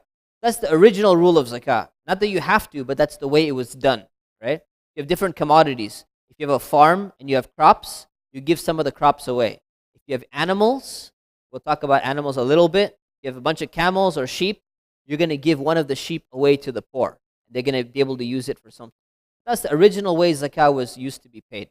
In this case, the money that he gave is stuck now, so he doesn't have access to take that amount of money out in order to pay zakah. So this is a good excuse that if he has to delay zakah because he has no liquid money to pay off the zakah of his stuck investment, he's not sinful for it, but he should try to figure out a way if he can to pay it. If not, he can delay. As soon as he gets more money, he has to pay the zakah. Okay? So that's one type of access restricted investment when it comes to what's called like a certain type of partnership. It's like like venture capitalists, they'll invest in something. So this is that type of contract. Then you have other investments, which is very, very common nowadays, like retirement plans. The retirement plans, they have access restrictions in exchange for tax benefits. So basically the way that it works is there used to be, employers used to give pension plans. Some of them still give pension plans that when you retire, we're still going to keep on paying you because you're reaching the age of retirement. We'll still give you a stipend every month or every year or whatever. We're going to give you some money so you can retire nicely, take care of your family, even though you're not working anymore because you're very old, you cannot work. What's happened now is that model has changed, and more employers are saying, well, we're not going to offer a pension because it's very expensive, but we're going to encourage you to save up for your retirement. The reason why that is because we kind of have a problem, especially in like American society, where whatever wealth people get, even if they're middle class, they will spend all of it. And they'll just spend more than they even have. So they'll have nothing for retirement, and then what's going to end up happening is Social Security is going to try and cover for them. It cannot cover for them and all of that. So this become very popular. So what's happened is two things have happened. Number one, the government has given tax incentives for people who are going to save for their own retirement, either through 401k account or through an IRA account or some other type of Roth 401k, Roth IRA, or other things. And other countries like Canada, UK, they have similar names for this. 401k is just the tax code where you get the tax benefit, so it's there. And IRA is an individual retirement account, which gives you tax benefits as well. So the thing is, that's one way, an incentive that's being given by the government for you to save up for your retirement. But in order to do that, you have to put your money in an access restricted account where now you don't have access to that until you reach retirement age, but you have incidental access to it. The second is your employer sometimes, some employers, they will give you an incentive. Whenever you put your money in your retirement account, will match the contribution that you have to your retirement account. So this becomes an issue for zakah. The reason is, we originally defined zakah as you have to pay zakah when you have full ownership of the wealth. We talked about vested shares versus non-vested shares. You have to have full ownership of the wealth, and you have to have control over that wealth. So that's the technical definition of zakah. You're supposed to have ownership of the wealth and control over the wealth. So now the question is, let's look at these two angles when it comes to retirement accounts. Do you have ownership over this wealth? Does it belong to you actually? So there are some scholars who have argued that you don't need to pay zakah on a retirement account because you don't technically own it. It's like a debt that this person is saying that they're going to pay back to you, right? In my opinion, and in the opinion of many scholars, this is a very weak argument because it's not a debt, right? This is actually money that you put into an account that's growing. You own it, even if you have access restrictions. It's like the previous example I gave you. When Ahmad gave the money to Talha, $5,000, he knows that for 3 years he cannot get access to the money, but it belongs to him. If he dies, his heirs, his children and his wife and his parents, they're all going to inherit that money. They can go up to Talha and say, hey, you owe me that. You owe my father, or you owe my husband that money, and I'm the heir. Now you owe it to me. It still belongs to the person. So if they die, it's still going to be transferred over. Retirement accounts are the same thing. If you die, it's still yours. It doesn't just go away or something like that. It belongs to you.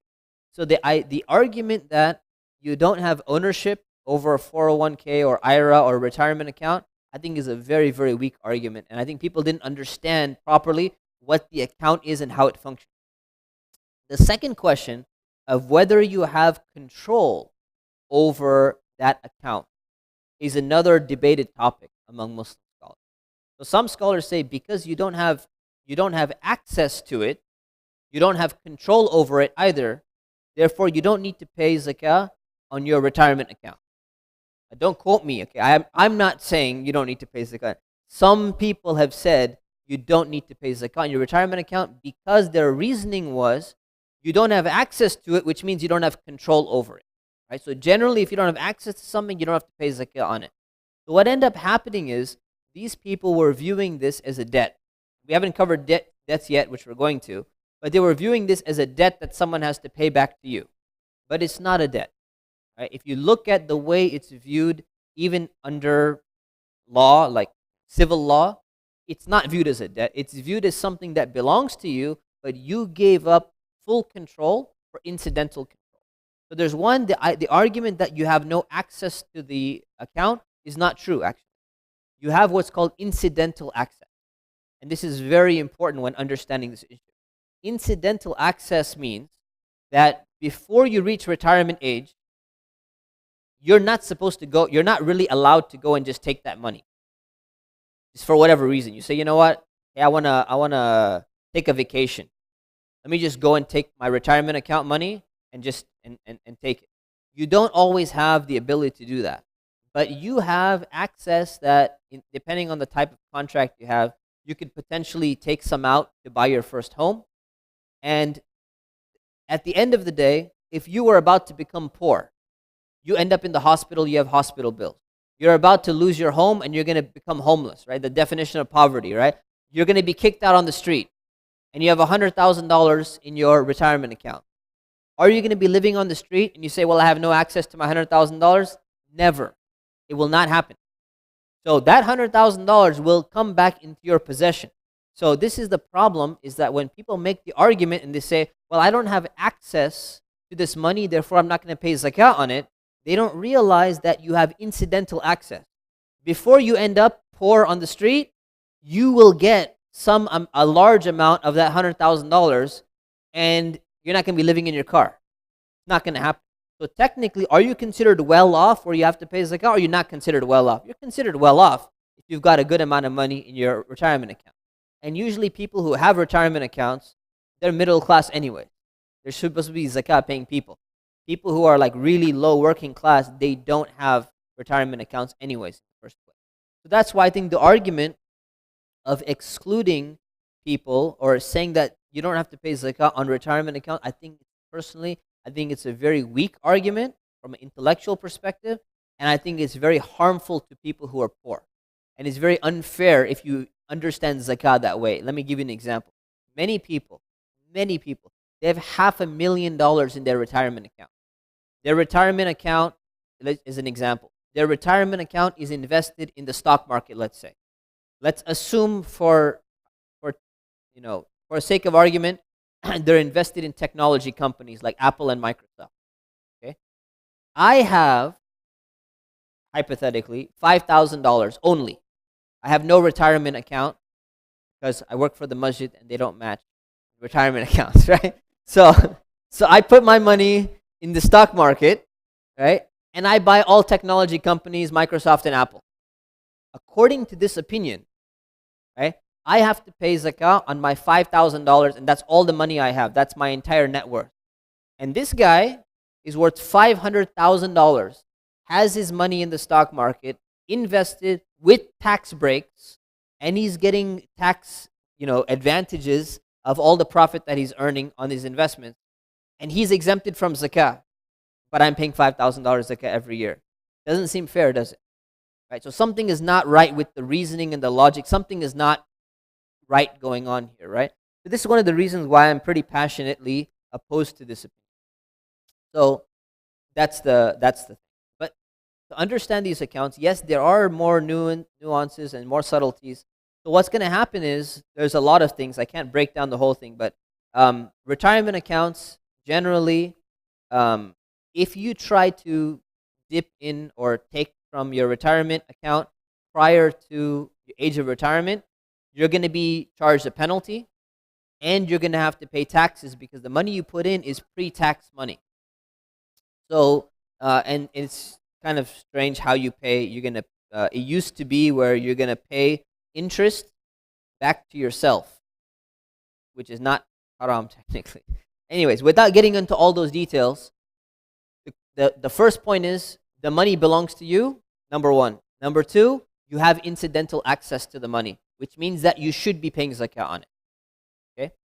Now the second question is, how much money do you pay on? Right?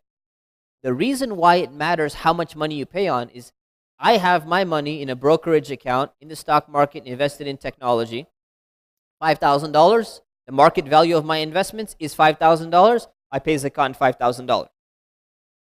When it comes to someone who has a retirement account, their money is pre-tax, right? So what's going to happen is you have to look and say, well, how much is their money really worth? So there's two arguments that scholars have made on this issue. The first opinion is the opinion of Dr. Salah Sawi. Shaykh Salah Sawi, who's the head of AMJA, the Assembly of Muslim Jurists of America. His opinion is that you have an early withdrawal penalty if you were to tap into your retirement account, and you also have to pay taxes when you tap into your retirement account. So his understanding is that, look, you should be paying money, you should be paying zakah on how much money you would have in your hand if you converted your retirement account today on your zakah day into a liquid investment. Like how much money, if you pulled that money out and you had it in your possession, you could do whatever you want with it, you should be considering the value after the penalties and after the taxes, which happens to be your current tax bracket. That could be anywhere between 20% to 50% that's being deducted from your retirement account value. Okay? So this is Dr. Salah Hassawi's opinion. And his reasoning is, if you want to calculate how much a person is actually worth, you calculate after all these deductions and penalties, if they were to pull this money out on that specific day, how much they would be worth. That seems like a good argument, but I don't favor that argument. All right. There's a second argument. This is the opinion of Dr. Muzammil Siddiqui, local imam, and Shaykh Abdul Rahman Mangera.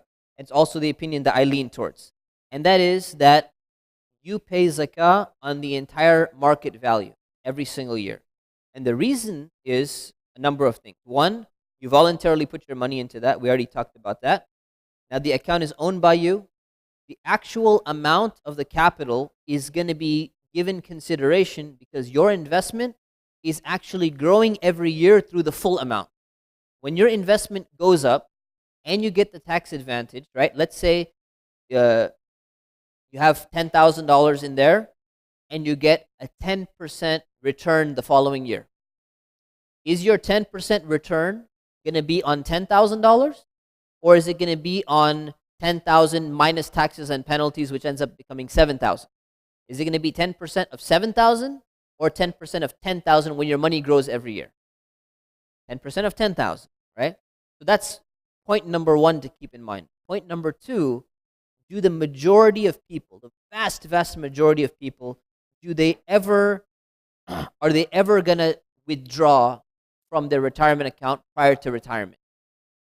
No. Majority of people are not going to touch their retirement account prior to retirement. Only exceptional cases where people are going to do that. That's number two. Point number two.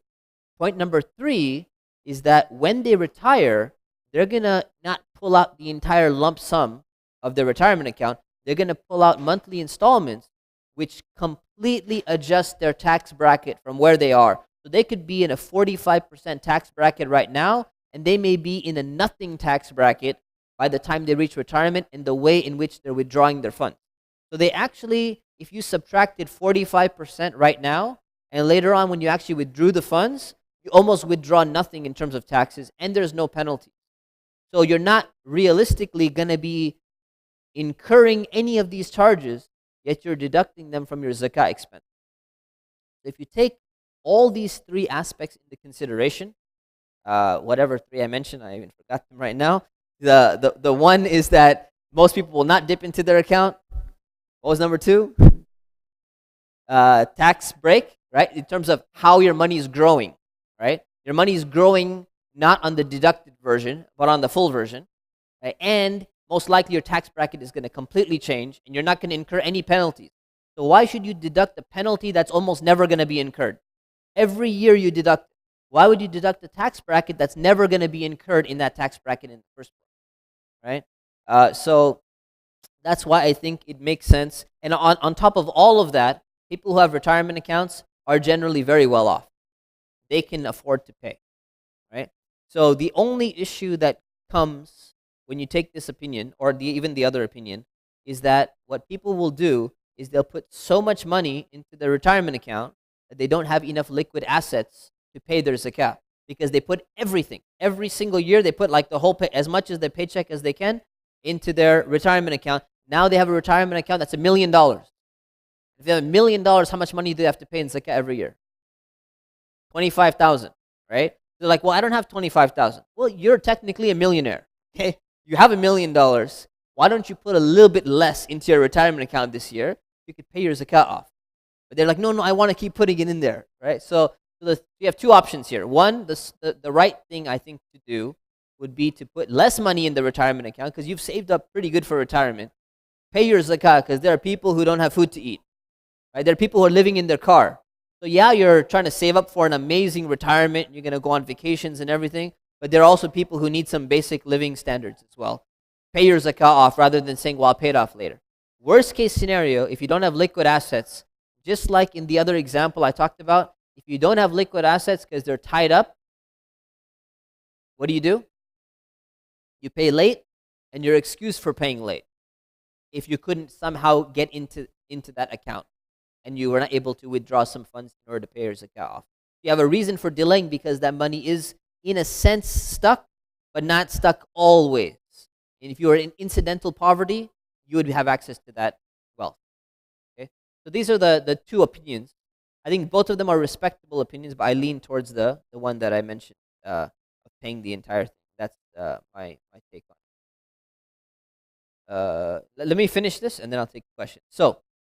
Um,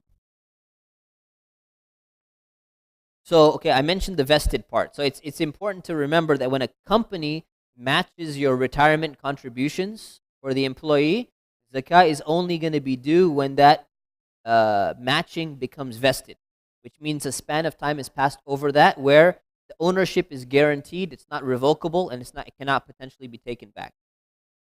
The person liquid. Okay, Ali, example. Ali invests $7,000 every year into his retirement account. His retirement account has now grown to $200,000. He needs to pay $5,000 in zakah, which is 2.5%, but he does not have any liquid assets in his account. He's not able to withdraw from his retirement account because he's not in a state of poverty. He doesn't have hospital bills. He's not buying his first home. So they don't even allow him to tap into his retirement account. What can he do? He can pay his zakah late, but he should consider in the future investing less money for retirement in the future so that he can pay off his zakah. Okay. I'll take questions.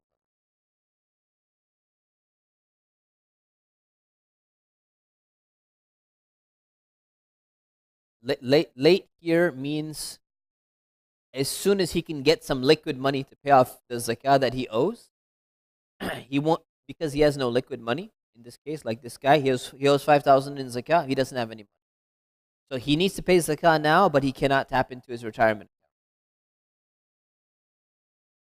No. So he should wait until he gets some money in his bank account.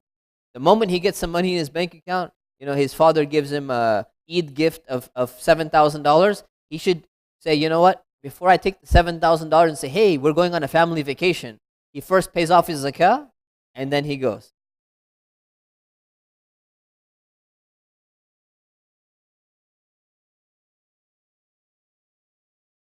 Yeah, worst case scenario, he wait until he retires, and then he can access the account, and then he pays off. But it depends where you are, right? So if you're a 30-year-old and you're saying, well, I just have 30 more years till I retire, people do this. That's why I'm bringing this up, because people do this. I know I'm talking to you, it's different. 30-year-olds, they say, you know what? Well, so I can delay my zakah. Great, I have 30 years until I can pay later. Don't wait 30 years because your inflation rate and all that stuff is going to happen. That's really wrong. But yeah, if you don't have money and you're hitting near retirement age and you can't get any liquid funds because your retirement account has grown so much, then yes, you can wait until you can tap into your funds in order to pay the zakah off without any sin incurred on you.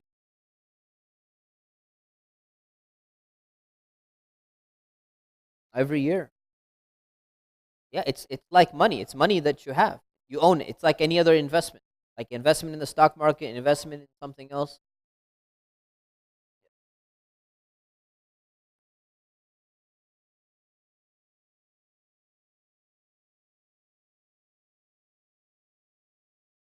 Yeah, every year you keep adding it. So he owed zakah for 1 year, 5,000. The next year he owed 5,500. The next year he owed 6,000. Adds all of them up and pays it when he gets the money to pay for the previous year, because that's what was due. The statistics on zakah in the Muslim community are absolutely unknown. In reality, it's unknown. No, I know. I personally know a lot of people who pay on their retirement accounts completely. I know people who take Shaykh Salah Sawi's opinion and they pay deducted, and I know people who don't pay at all. So I've encountered many people who fall into all three categories, and I specifically try to convince the people who are not paying at all that this is really wrong. They should not be doing it. I know there's an opinion out there. There are some respectable scholars who take this opinion, and I respect them as scholars, but I don't respect this opinion out there because it's not just an intellectual issue.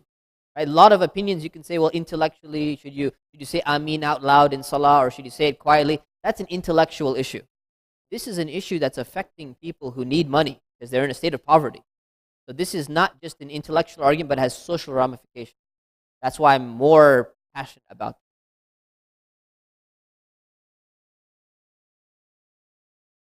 So every retirement account is different. So if you can take out a loan and you pay it back to yourself, that's what you see. Pay it back to yourself with interest. It's not interest, you're paying it back to yourself.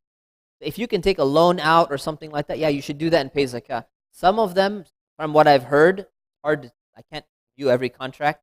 Some people have told me you cannot touch it at all, no matter what, unless you enter into such and such state, like you enter into a state of poverty or hospital bills. Or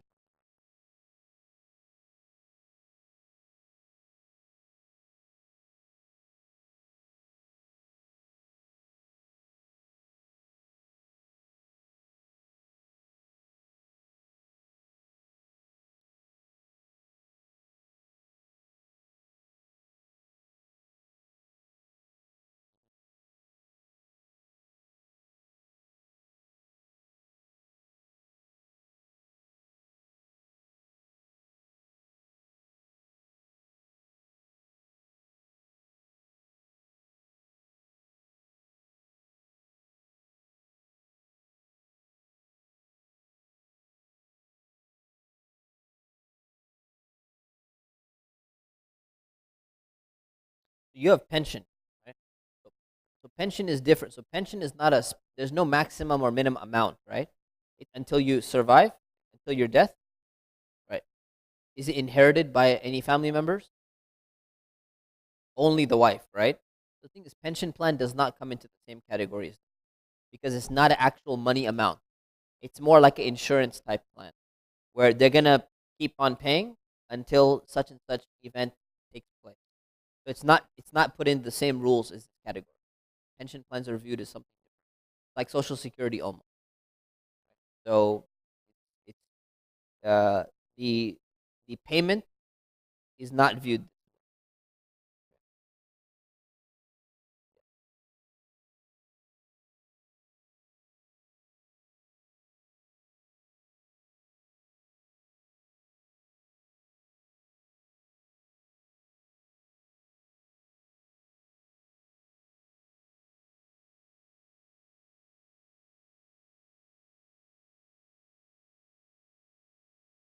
Exactly. That's right. That's the, that's an excellent observation. Yep. Yep. There are sale costs for everything. If you take it in, I'm repeating for the camera. If you take the other opinion on deduction of the retirement accounts, everything you're selling is going to have all these other closing costs when it comes to properties, and, realtor fees, brokerage, all that stuff. Um, you don't take all those things into consideration.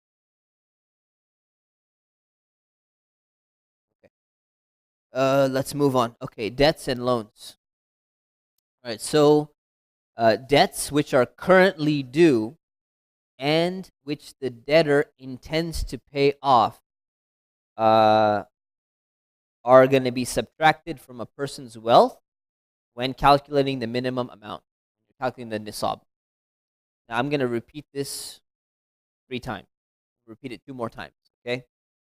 Debts that are currently due right now and you intend to pay them off can be subtracted, okay? I'll repeat it 1 more time. Debts that are due right now and you intend to pay them off, you can subtract them from your wealth. Okay, so let me give you an example. Okay, where's my example? Okay, Ali. No, not Ali. We did Ali already. What is this? Okay, Khalid. Okay, Khalid's father loans him $200,000 to go and buy a house. Okay, very nice, generous father. Does not charge him interest because they're Muslims, right? So Khalid's father loans him 200,000. He goes and buys the house, and Khalid says, "Don't worry, Dad. I'm gonna pay you back $1,500 every month to pay off this loan." Okay. Now, Khalid has monthly bills for his home internet access. He has a monthly bill for his cell phone service. He has a monthly bill for his electricity, his gas, his water, and all of them combined together amount to $200. Okay? He does not have an unlimited data plan, as you can tell. Okay? So, his monthly loan payment and his personal bills combined together, they were due at the end of his zakah cycle when he needed to pay zakah. How much does he subtract? He subtracts 1,700.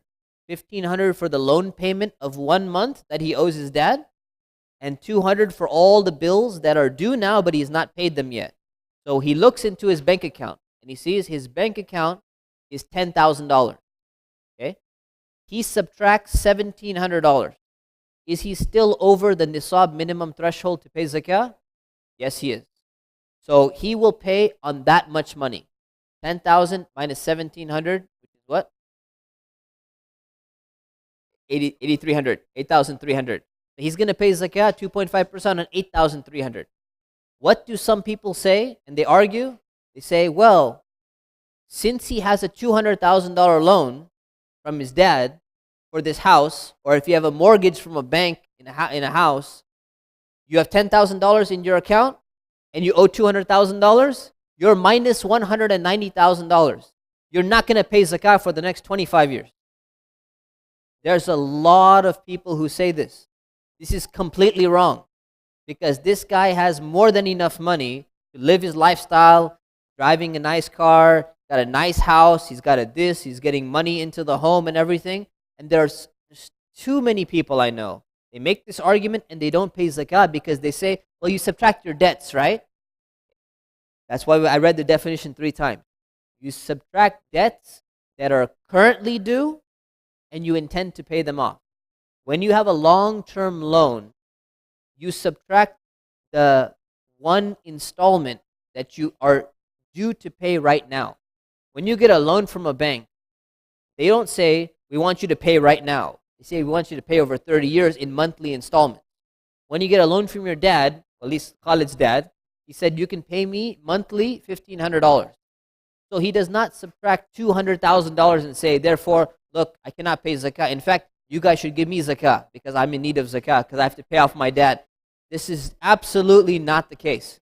This is probably one of the biggest misconceptions, whether ignorantly or twisting around the rules or whatever it is, that I think people have in the Muslim community. This needs to be corrected. When you're allowed to subtract debts, only subtract current debts that are due right now. Same thing applies for student loans. The same thing applies for any other type of loans that you have. Okay?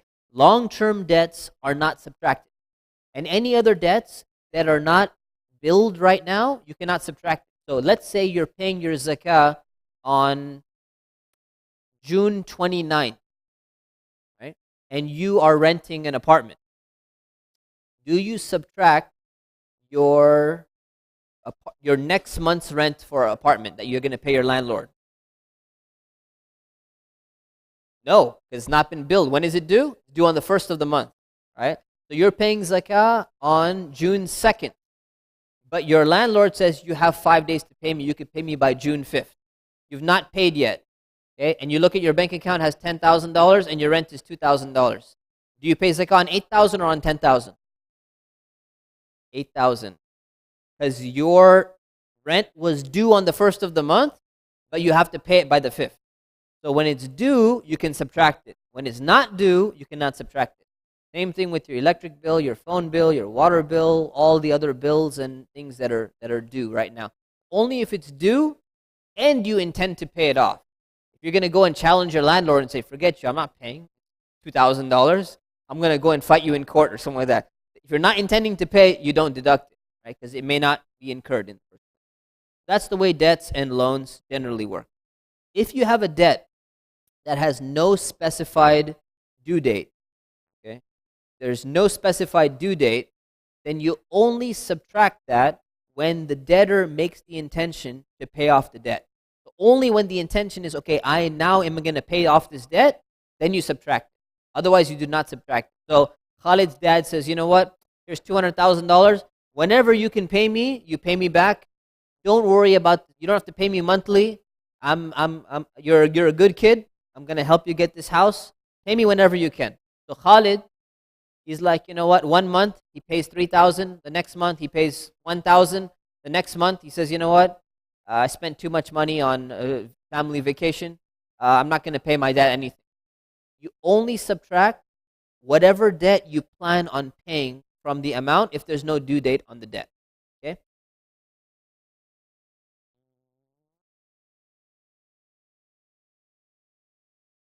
Yeah, so let's say Khalid decides to pay off $100,000 from his $200,000 loan from his father. I want to pay it off now. He has $120,000 in his bank account at the end of his zakah cycle. He says, now I have a lot of money, I'm going to pay my dad off. I'm going to start putting the money for payments as soon as I can. How much zakah will he pay on? 20,000. Good. All right. If somebody loaned money to another person and you're able to collect that money because they have the ability to pay you back, then it's considered to be in your ownership and you have to pay zakah on that. So if I loan money to my brother, Muhammad, I give him $1,000. Okay? I say, pay me back whenever you want. Now, I know that he has the money. Anytime I go to him, I say, you know what? I need my money back. He has the money, I know he has the money, and he can pay me back. So who pays zakah on that money? I do. He does not. Because he owes me the money, it's my money coming back, and I know he can pay me. So whenever I want it, I can get it back. Because it's due whenever I ask for it. I have to pay zakah on that. I have to add that $1,000 to my zakah calculation. But if he does not have the ability to pay it back, or if he's denying the debt, and we're going to court proceedings or something like that, then it's not considered to be in my ownership. I do not have to pay the money on that until I reacquire it. When I reacquire it, then it's as if I just got that money back right now. It just came into my possession as if it was not my money anymore because the person was not able to pay me back for that reason. Let's take an example. Yahya loans Fatima $10,000, but she's not able to pay him back.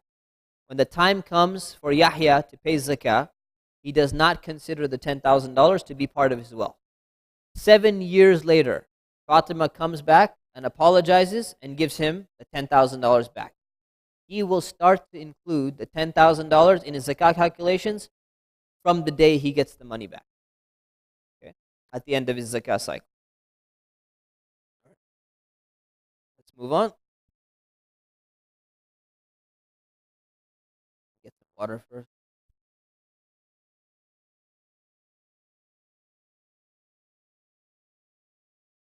Okay, distribution of zakah. Who gets zakah?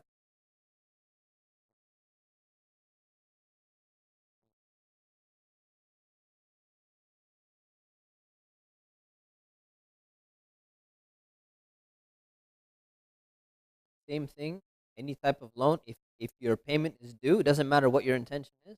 You could do whatever you want with that money. Take out a loan and you owe that money, whatever your installment is due at the time, you'll deduct that.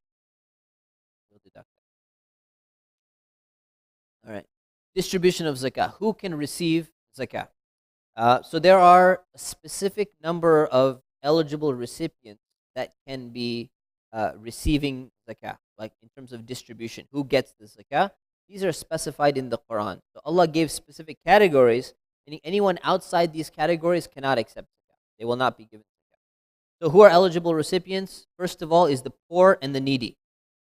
Right? So who are poor and needy people?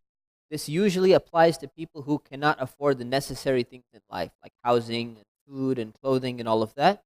You can calculate the poverty rate in any area to figure out who is zakah eligible. So let's take United States of America. In America, the poverty rate in 2015, there's a poverty threshold. The threshold was for a single individual under the age of 65, $12,331 in terms of their income. So the poverty threshold is viewed as income rather than viewed as savings, right? So a little bit different in the way that we view it. But if this person is not making this much money, they're generally considered to be in the poverty rate. For a family of 4 with 2 children who are under 18, $24,036. Okay, so that was 2015. Things probably changed a little bit. That's kind of the people who can get it. So when your zakah is distributed, it's going to go to the poor and needy. That's one category. Another category is people who are employed to collect and distribute that zakah on behalf of some recognized Muslim authority. So they're going to go and distribute zakah. And the thing is, people used to distribute their zakah in terms of their animals, in terms of their crops. Who's going to do all of this distribution? Who's going to go around and collect the zakah from people and then redistribute it to others? It's important to have people that this work get done properly. So it was mentioned in the Quran that people, amilina alayha, people who are working in the zakah field, they're able to get part of the zakah money so that their needs can get taken care of. Why? Because their efforts of doing this work is going to preoccupy them from going and pursuing other employment or other ways of making money for themselves. Now, they should not be given more than what that type of work generally earns, right? And they only get paid for the time that they're spending actually doing this. So you have to be very careful not to overpay or underpay. But then there's one caveat here. The caveat is that this should be on behalf of a recognized Muslim authority or a group or someone who is officially recognized to be the distributor of zakah. And why is this important? Because if you don't have this condition, then when your uncle says, "Hey, I know some people in Africa, I can distribute zakah on your behalf. Give me your zakah, and I'll go and distribute it to the poor people of such and such village." What's going to end up happening? He goes, "Well, there's a verse in the Quran that says, I'm employed to collect zakah, so I can go ahead and take a percentage of this. I'm going to take 50% for me, and I'm going to give 50% to the poor people." Way too much room for abuse. So individuals should not be able to fall into this category. That's why it has to be some recognized authority, in the absence of central Muslim authority, someone within the Muslim community who's kind of recognized or being understood as this is our zakah distributor. Everyone acknowledges that they're responsible, they have some transparency, they have some accountability. That can be like an organization, maybe like Uplift Charity or something like that, who doesn't take anything, but potentially they could do something like that. So you have to be very careful about differentiating between your friend who you give it to distribute on your behalf and an actual authority who can actually distribute for you. Number 3, people whose hearts need to be softened towards Islam. So this was a category that was mentioned in the Quran, and this has happened during the time of the Prophet, peace be upon him, that there were new Muslims who were not firm in their commitment yet to Islam, or there were people who were inclined to accept Islam, but they feared economic and social boycott from their family members and things like that. And also those people who are going to try and harm Muslims or harm the causes of Muslims. By giving them some special treatment from zakah money, it would lessen all of those issues. It would lessen their harm, or it would help them, even if they were not considered to be in the category of being poor specifically. So what happened is that during the time of Umar, when he became the Khalifa, when he became the Caliph, he said, look, that was during the time of the Prophet, peace be upon him. The situation has changed. Islam has spread. Islam is now a strong religion. This doesn't apply anymore. It applied in those circumstances. So most of the scholars at that time, most of the scholars throughout history, they said, we stick with what Umar said. It was only for that time, and if that time reverts back and changes, maybe, but most of the time, Islam has already become an established religion, generally. It can be argued that in places where Muslims are minorities or something like that, this could potentially be utilized again. But we should be very careful at how we utilize it. I think there's an overutilization by some organizations sometimes for this. You have to be very careful. If you go and you say, well, Rush Limbaugh has a radio show. You guys heard of Rush Limbaugh? Someone talks bad about, okay. Some Fox News host, Bill O'Reilly, gone now, but he was there, right? Not a guy who likes Islam very much, tends to talk against Islam a lot. You say, well, you know what? Let's go and collect $1 million of zakah money and give it to Bill O'Reilly so that hopefully he stops talking so bad about Islam. Right? Maybe not the wisest decision, right? Before we make that decision or something like that, when they say, well, that's in the Quran, we have a principle, we can apply this, we need to be very intelligent about how and when and if we apply this, because we might just be neglecting the poor and the people who are actually in more need of this. So we should be a little bit careful about this category, in my opinion. I think some Muslim organizations, they kind of overuse this category. They'll invite like a speaker, they'll give him like a $25,000 honorarium to give one speech, and it's coming from zakah money. That's very problematic. Right? So I think we should be a little bit more active in seeing transparency in some of these organizations as to how their zakah is being distributed. The next category is slaves who are able to purchase their freedom. So in the past, when there was slavery, there was a way in which they could free themselves by purchasing their own freedom. So what you do is you give the slave the money so that they're purchasing their own freedom, and then they free themselves, so freeing of slaves. This doesn't exist anymore today, so it's not valid, not relevant. Number 5, people who are in debt. Okay, not people who have mortgage. People who are in debt. So this refers to people who are in debt that causes them to be in a state of poverty because they owe so much money. Even though they technically have some money in their hands, they owe so much money, they have to pay this off. So zakah can be used to cover their necessary expenses or to just help them pay off some of their debt because they're not able to pay it off. Right? This is not for people who are like living luxury lifestyles and then they happen to have debt. Okay? This is for people who are in need, but technically they have a little bit more money than the zakah threshold, but they need to spend all this money to get rid of their debt. The next one is for funding the defense of Islam and Muslims. So in the past, this was used to support soldiers who are fighting in the army, to protect the Muslims, provide them with food and equipment and things like that to take care of their family and all of that. So that was there.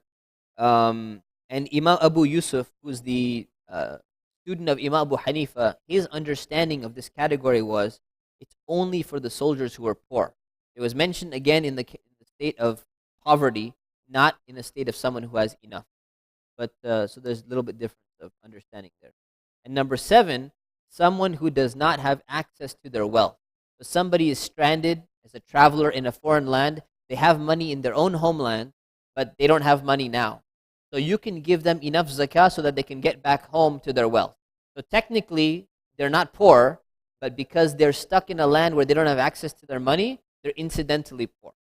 Right? They don't have Western Union in the past or something like that. You can't, send them some money from whatever their account is. In this case, you could give them some zakah money.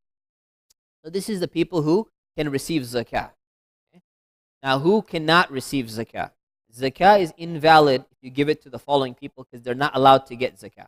Number 1, someone who possesses the minimum amount. So someone who has nisab, as long as this is in addition to their personal needs are met, they are not able to collect zakah at all. In this category, I'm going to mention one thing real quick, and that is, can you give zakah to a family member of the Prophet, peace be upon him? Someone who's from the bloodline, or what's called a Sayyid, from the family of the Prophet, peace be upon him. There's actually a difference of opinion on this issue that many people don't know about. So the opinion that I take is that you're allowed to give it to someone who is a Sayyid. And this is actually the opinion of Imam Abu Hanifa and the opinion of Shaykh Ibn Taymiyyah. And the reason why I mentioned this, the reason why they said that is they said, look, in the early days, during the lifetime of the Prophet, peace be upon him, and after that, what used to happen is there was a special portion of the spoils of war that was reserved for the family of the Prophet. Now, they made the argument that now that that's not the case anymore, who's going to take care of them? If there is zakah ineligible and they're in poverty and they need money, how are they supposed to get it? At that time, they were taken care of from those spoils of war because they had a special share for them. But that's not the case anymore. They're allowed to receive zakah as well. So that's the opinion of these scholars, and it's the opinion that I lean towards. Number 2, giving zakah to another cause, even if it's on behalf of the poor, is not valid. So zakah is technically supposed to be given directly to the poor person in a way that they become the owner of that wealth and they can do whatever they want with it. So your job is to turn over the wealth to the person, and then they can spend it however they want. They want to buy clothes, they want to buy food, they want to pay their rent, they could do whatever they want with that. Rather than you going and saying, well, you know what?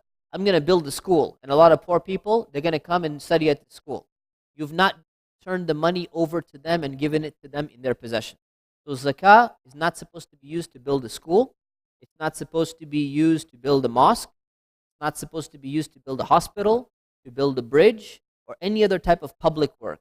It's not supposed to be used to pay for the shroud or the burial of a person who's died, because you're not turning over the money to a living person who is in a state of poverty in that case. Right?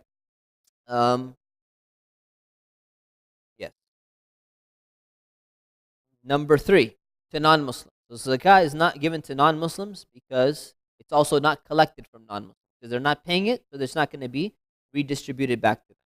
But of course, if there's non-Muslims who are in need, we're supposed to be giving charity to them as well. So you can always give charity, you can give gifts to fulfill the needs that non-Muslims have. Number 4, giving zakah in any way where the benefit returns back to the person who's giving zakah is invalid. You cannot get any benefit back to yourself because you're not zakah eligible.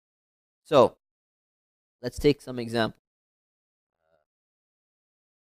If you give to your dependents, right, people who are dependent on you and you're responsible for taking care of them financially, like your own parents or your grandparents, you cannot give zakah to them because you're financially responsible for taking care of your parents and grandparents. You cannot give zakah to your children or your grandchildren because you are responsible for taking care of them.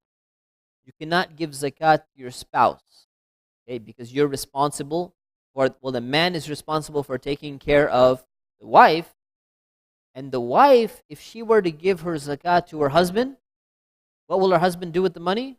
He has to spend it back on her again, right? Because he's responsible.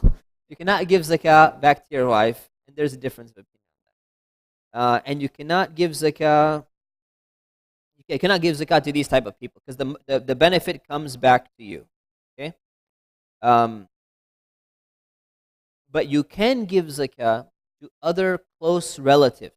Like you can give it to your brother, you can give it to your sister, you can give it to your uncle and your aunt, you can give it to your nephew or your niece, you can give it to your son-in-law, you can give it to your daughter-in-law, you can give it to these people when they're in need of it. You can also give it to someone directly whose guardian is not taking proper care of them. So let's say there's someone, their guardian, let's say the father is abusive or he's miserly or something like that, and he's not spending on his wife and kids properly. So technically the family is not poor, the man is not poor, the man is financially responsible for taking care of the family, but he's not doing his job. So you can actually give the wealth to the wife and the kids because they're technically not getting taken care of from this man. You can give it directly to them because he's neglecting his family. Okay? That's one category. Second category of returning back to you is if you give to your own employees as zakah. So, you know, my employees, they work for me. My gardener, for example, you know, he seems like he's in need of some money. I'm going to pay him from zakah. You cannot do that because what's happening is the labor that they're doing is benefiting you, and then you want to go and pay them from zakah money. You cannot do that because you're getting a personal benefit. But that's not another example where it's not allowed. And lastly, if you're going to give zakah to someone where you're going to get some type of benefit back.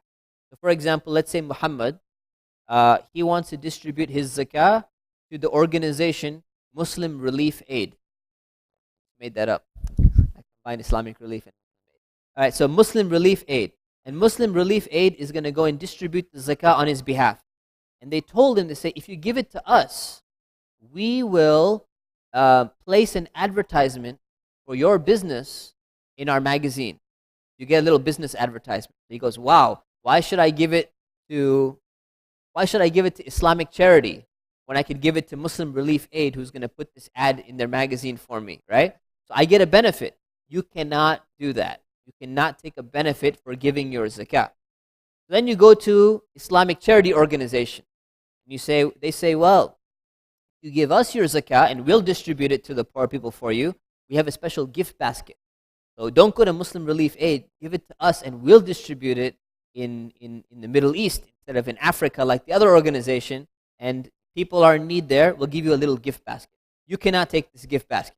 You cannot take the ad, you cannot take the gift basket, you cannot take any favors for the zakah that you're going to be giving out. Okay? But if the country in which you live is willing to give you a tax benefit due to the charity that you're giving, you can claim that tax benefit because your intention was to pay your zakah and it was not connected to the fact that you're giving it in charity in order to get the tax benefit. If two things are completely disconnected whatsoever, then you can go ahead and take that. There's no connection whatsoever. So should you take a tax benefit on your zakah? Absolutely. Why not? And if you want to, if you feel guilty or something, take the tax benefit and give the rest of the benefit back into charity. Okay, so you can claim a tax deduction on that. Number 5, you cannot give zakat to a person who's capable of working but chooses not to do so out of laziness. This is there in the books of Islamic law. Someone just lazy, I just want to chill out, I'm just enjoying my life. Yeah, that's good, but you know what? You're not going to get zakah from anyone. And number 6, you cannot give zakat to pay for government taxes. Common thing people say, well, I pay my taxes, so why should I have to pay zakat as well?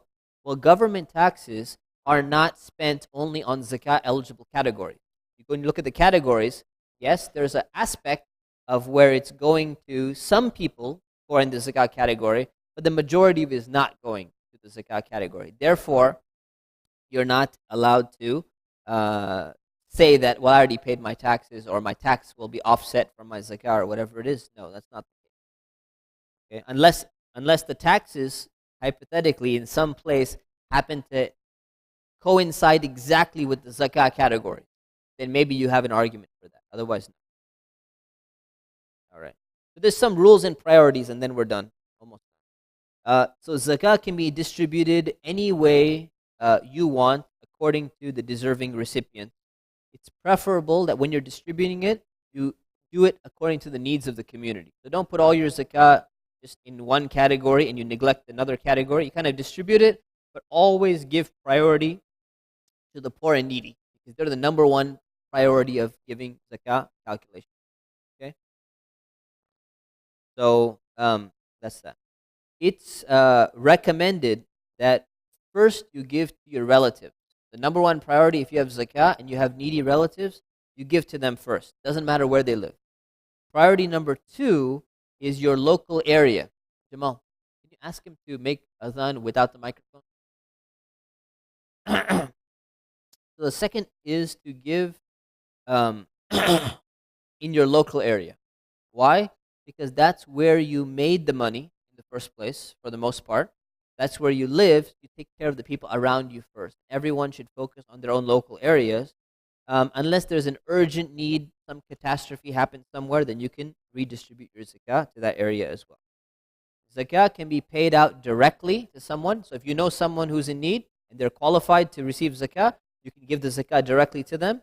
Or you could give it to someone else to distribute on your behalf. You give to your friend to give to someone else who's in need, that's fine. You give to an organization to give, that's fine.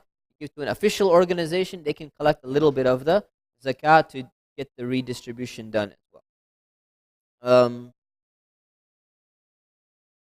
The best thing is to make sure that when you give your zakah for distribution, you're giving it to someone who's responsible, or you're giving it to an organization that actually screens fictitious claims to poverty and has minimal overhead and is very cautious on how zakah is going to be distributed.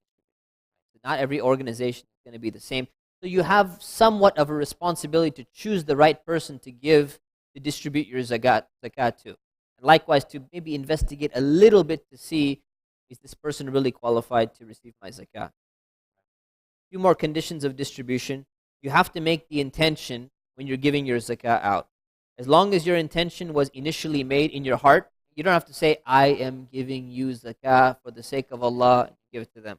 You don't even have to say it in your mind. As long as in your heart you know you're giving zakah to this person, then your intention is considered to be zakah. You can pay zakah in advance. We talked about that when you have the intention. But you cannot backdate your intention on something that's already been paid out. So let's say Hassan, he sees Hussein. Hussein needs some money. So he gives Hussein $2,000 as charity.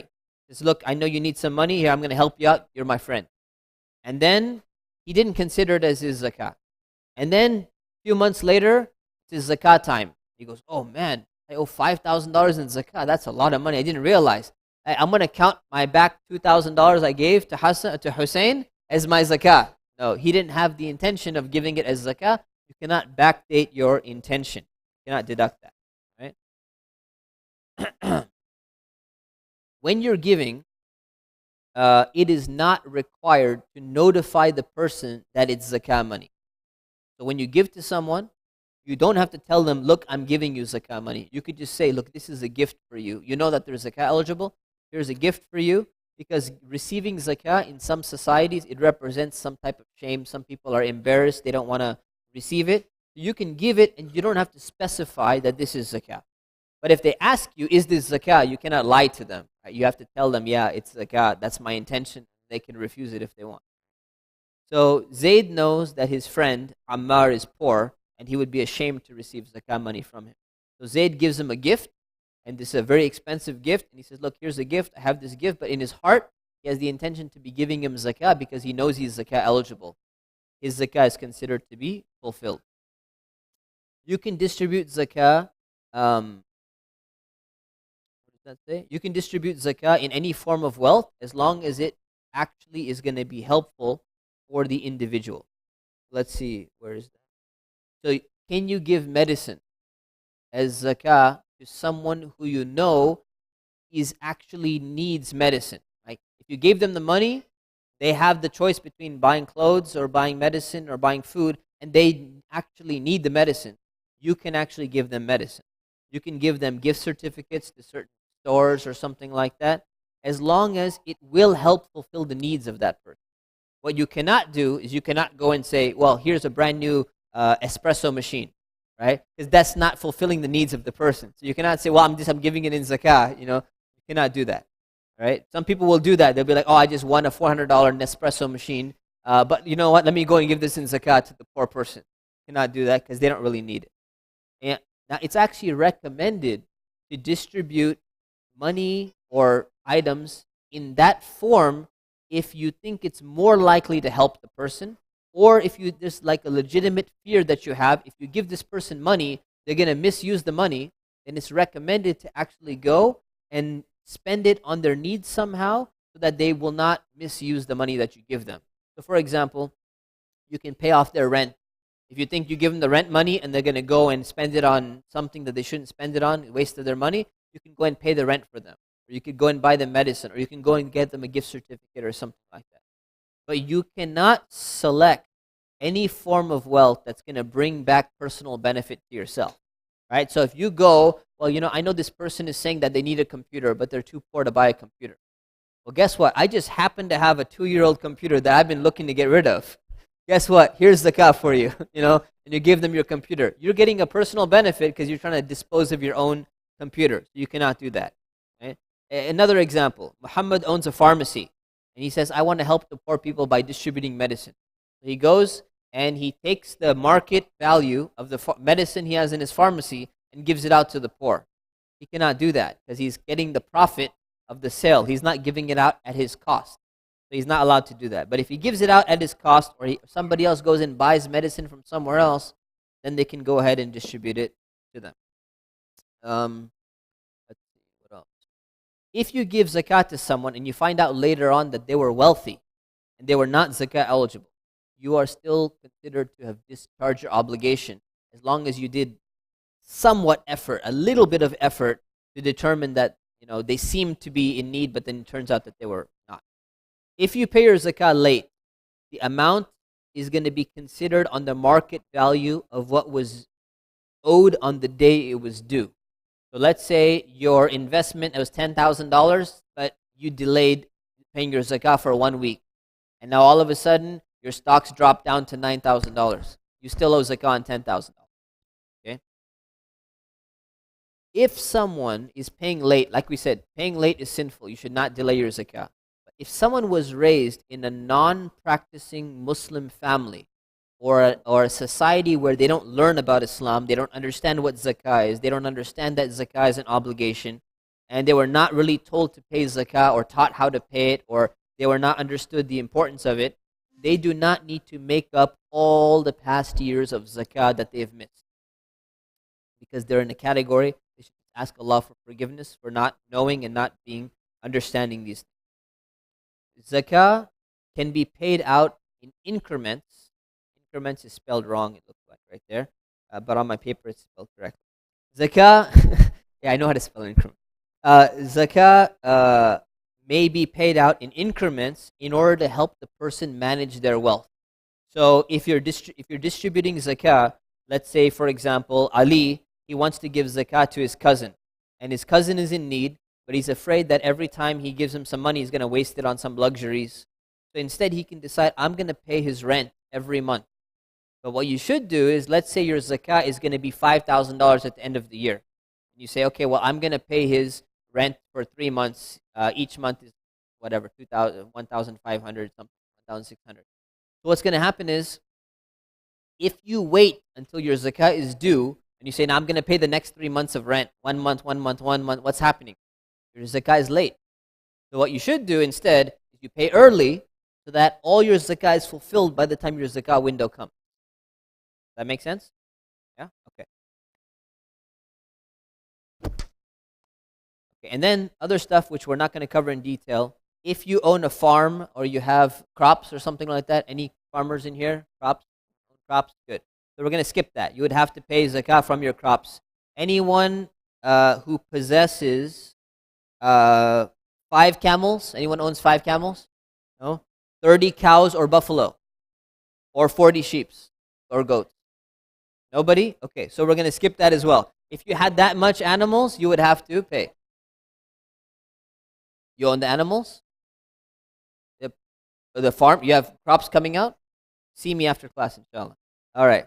So this is basically what you're going to do. To summarize how you calculate this, you look at your assets, cash in your possession, under your pillow, in your closet, in your emergency car, in your wallet, in the secret pocket of your wallet, everything. You go and you check your bank accounts, all your bank accounts balance. You check the market value of all your investments, including retirement accounts and everything else. The value of the merchandise that you have for sale or about to be for sale or raw materials. And then you calculate the receivables or collectible loans that people owe you right now. And you subtract your current debt, your current bills, which are due right now. You get the total amount, multiply by 2.5% or divide by 40, same thing. You figure out how much your zakah is due. So let's take a look at this guy. Hold on, let's look at this guy. Give him a name, please, or a girl. Quick name. Hania. Okay, Hania. Hania's got $500 under her bed. She has $100 in her purse. Change wallet to purse. Checking account, $10,000. Market value of stocks, $5,000. Jewelry that she purchased to sell to her friends next door, $1,000. Khalid owes her $2,000, but she owes John $5,000. She has past due rent of $1,000. Her electricity bill is $100, billed already. The gold value is $2,000 per ounce. Therefore, the Nisab minimum amount is how much? $6,000. Her subtotal, remove that percentage, is $12,500. Multiplies by 2.5%. She has to pay $312.50 as zakah. Good? Good. Any questions?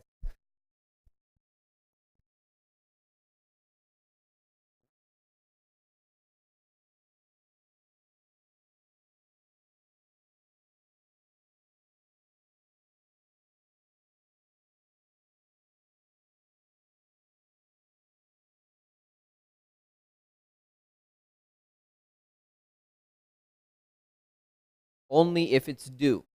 Only if she's already made a commitment, they're expecting it, and the due date for her charitable organization or whatever else, whatever the payment is, if it's due now, it's subtracted. Otherwise, it's not subtracted. So if you say, you know what, I'm going to the grocery store tomorrow and I'm going to buy milk and eggs and meat and stuff, you do not subtract that. You do not subtract.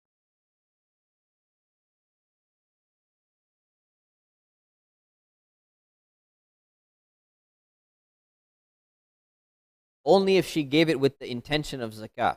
If someone is giving to charitable organization and they have the intention of zakah, and the money they're giving is zakah eligible categories that they're giving it to, then she subtracts whatever zakah she's given early from this amount.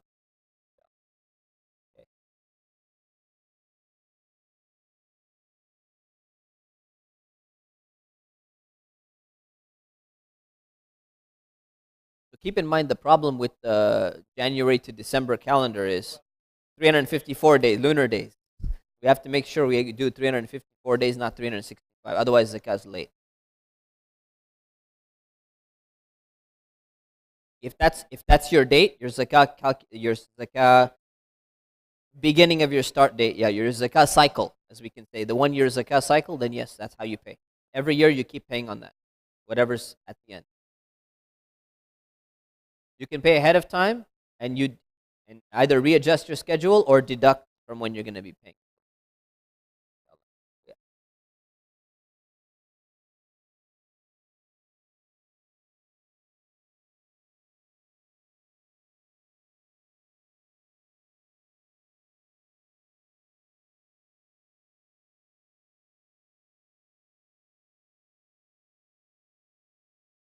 Okay. If you overpay your zakah intentionally, you just go 2.75%, or you add a little extra. The extra that's there, if it doesn't make up for a miscalculation, you forgot to count the money under your bed or something like that, it'll just count as charity for you. You get rewarded for that, inshallah.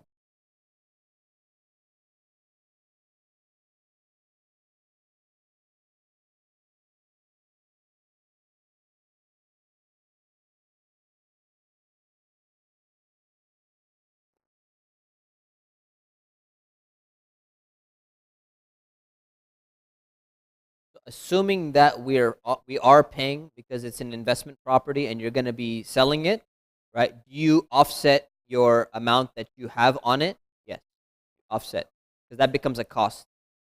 Market value less, yeah. That's when you're going to be selling a property. Then it's different.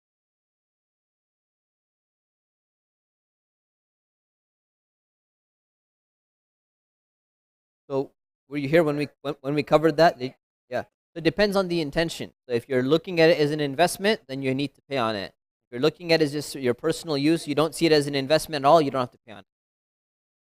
No matter how much. As long as it's not exorbitant in your culture. Like you have like $2 million. Yeah, but let's say you come from like a really wealthy family and you actually wear that and everyone else has that and they wear it, and still there's no amount. There's no specific amount.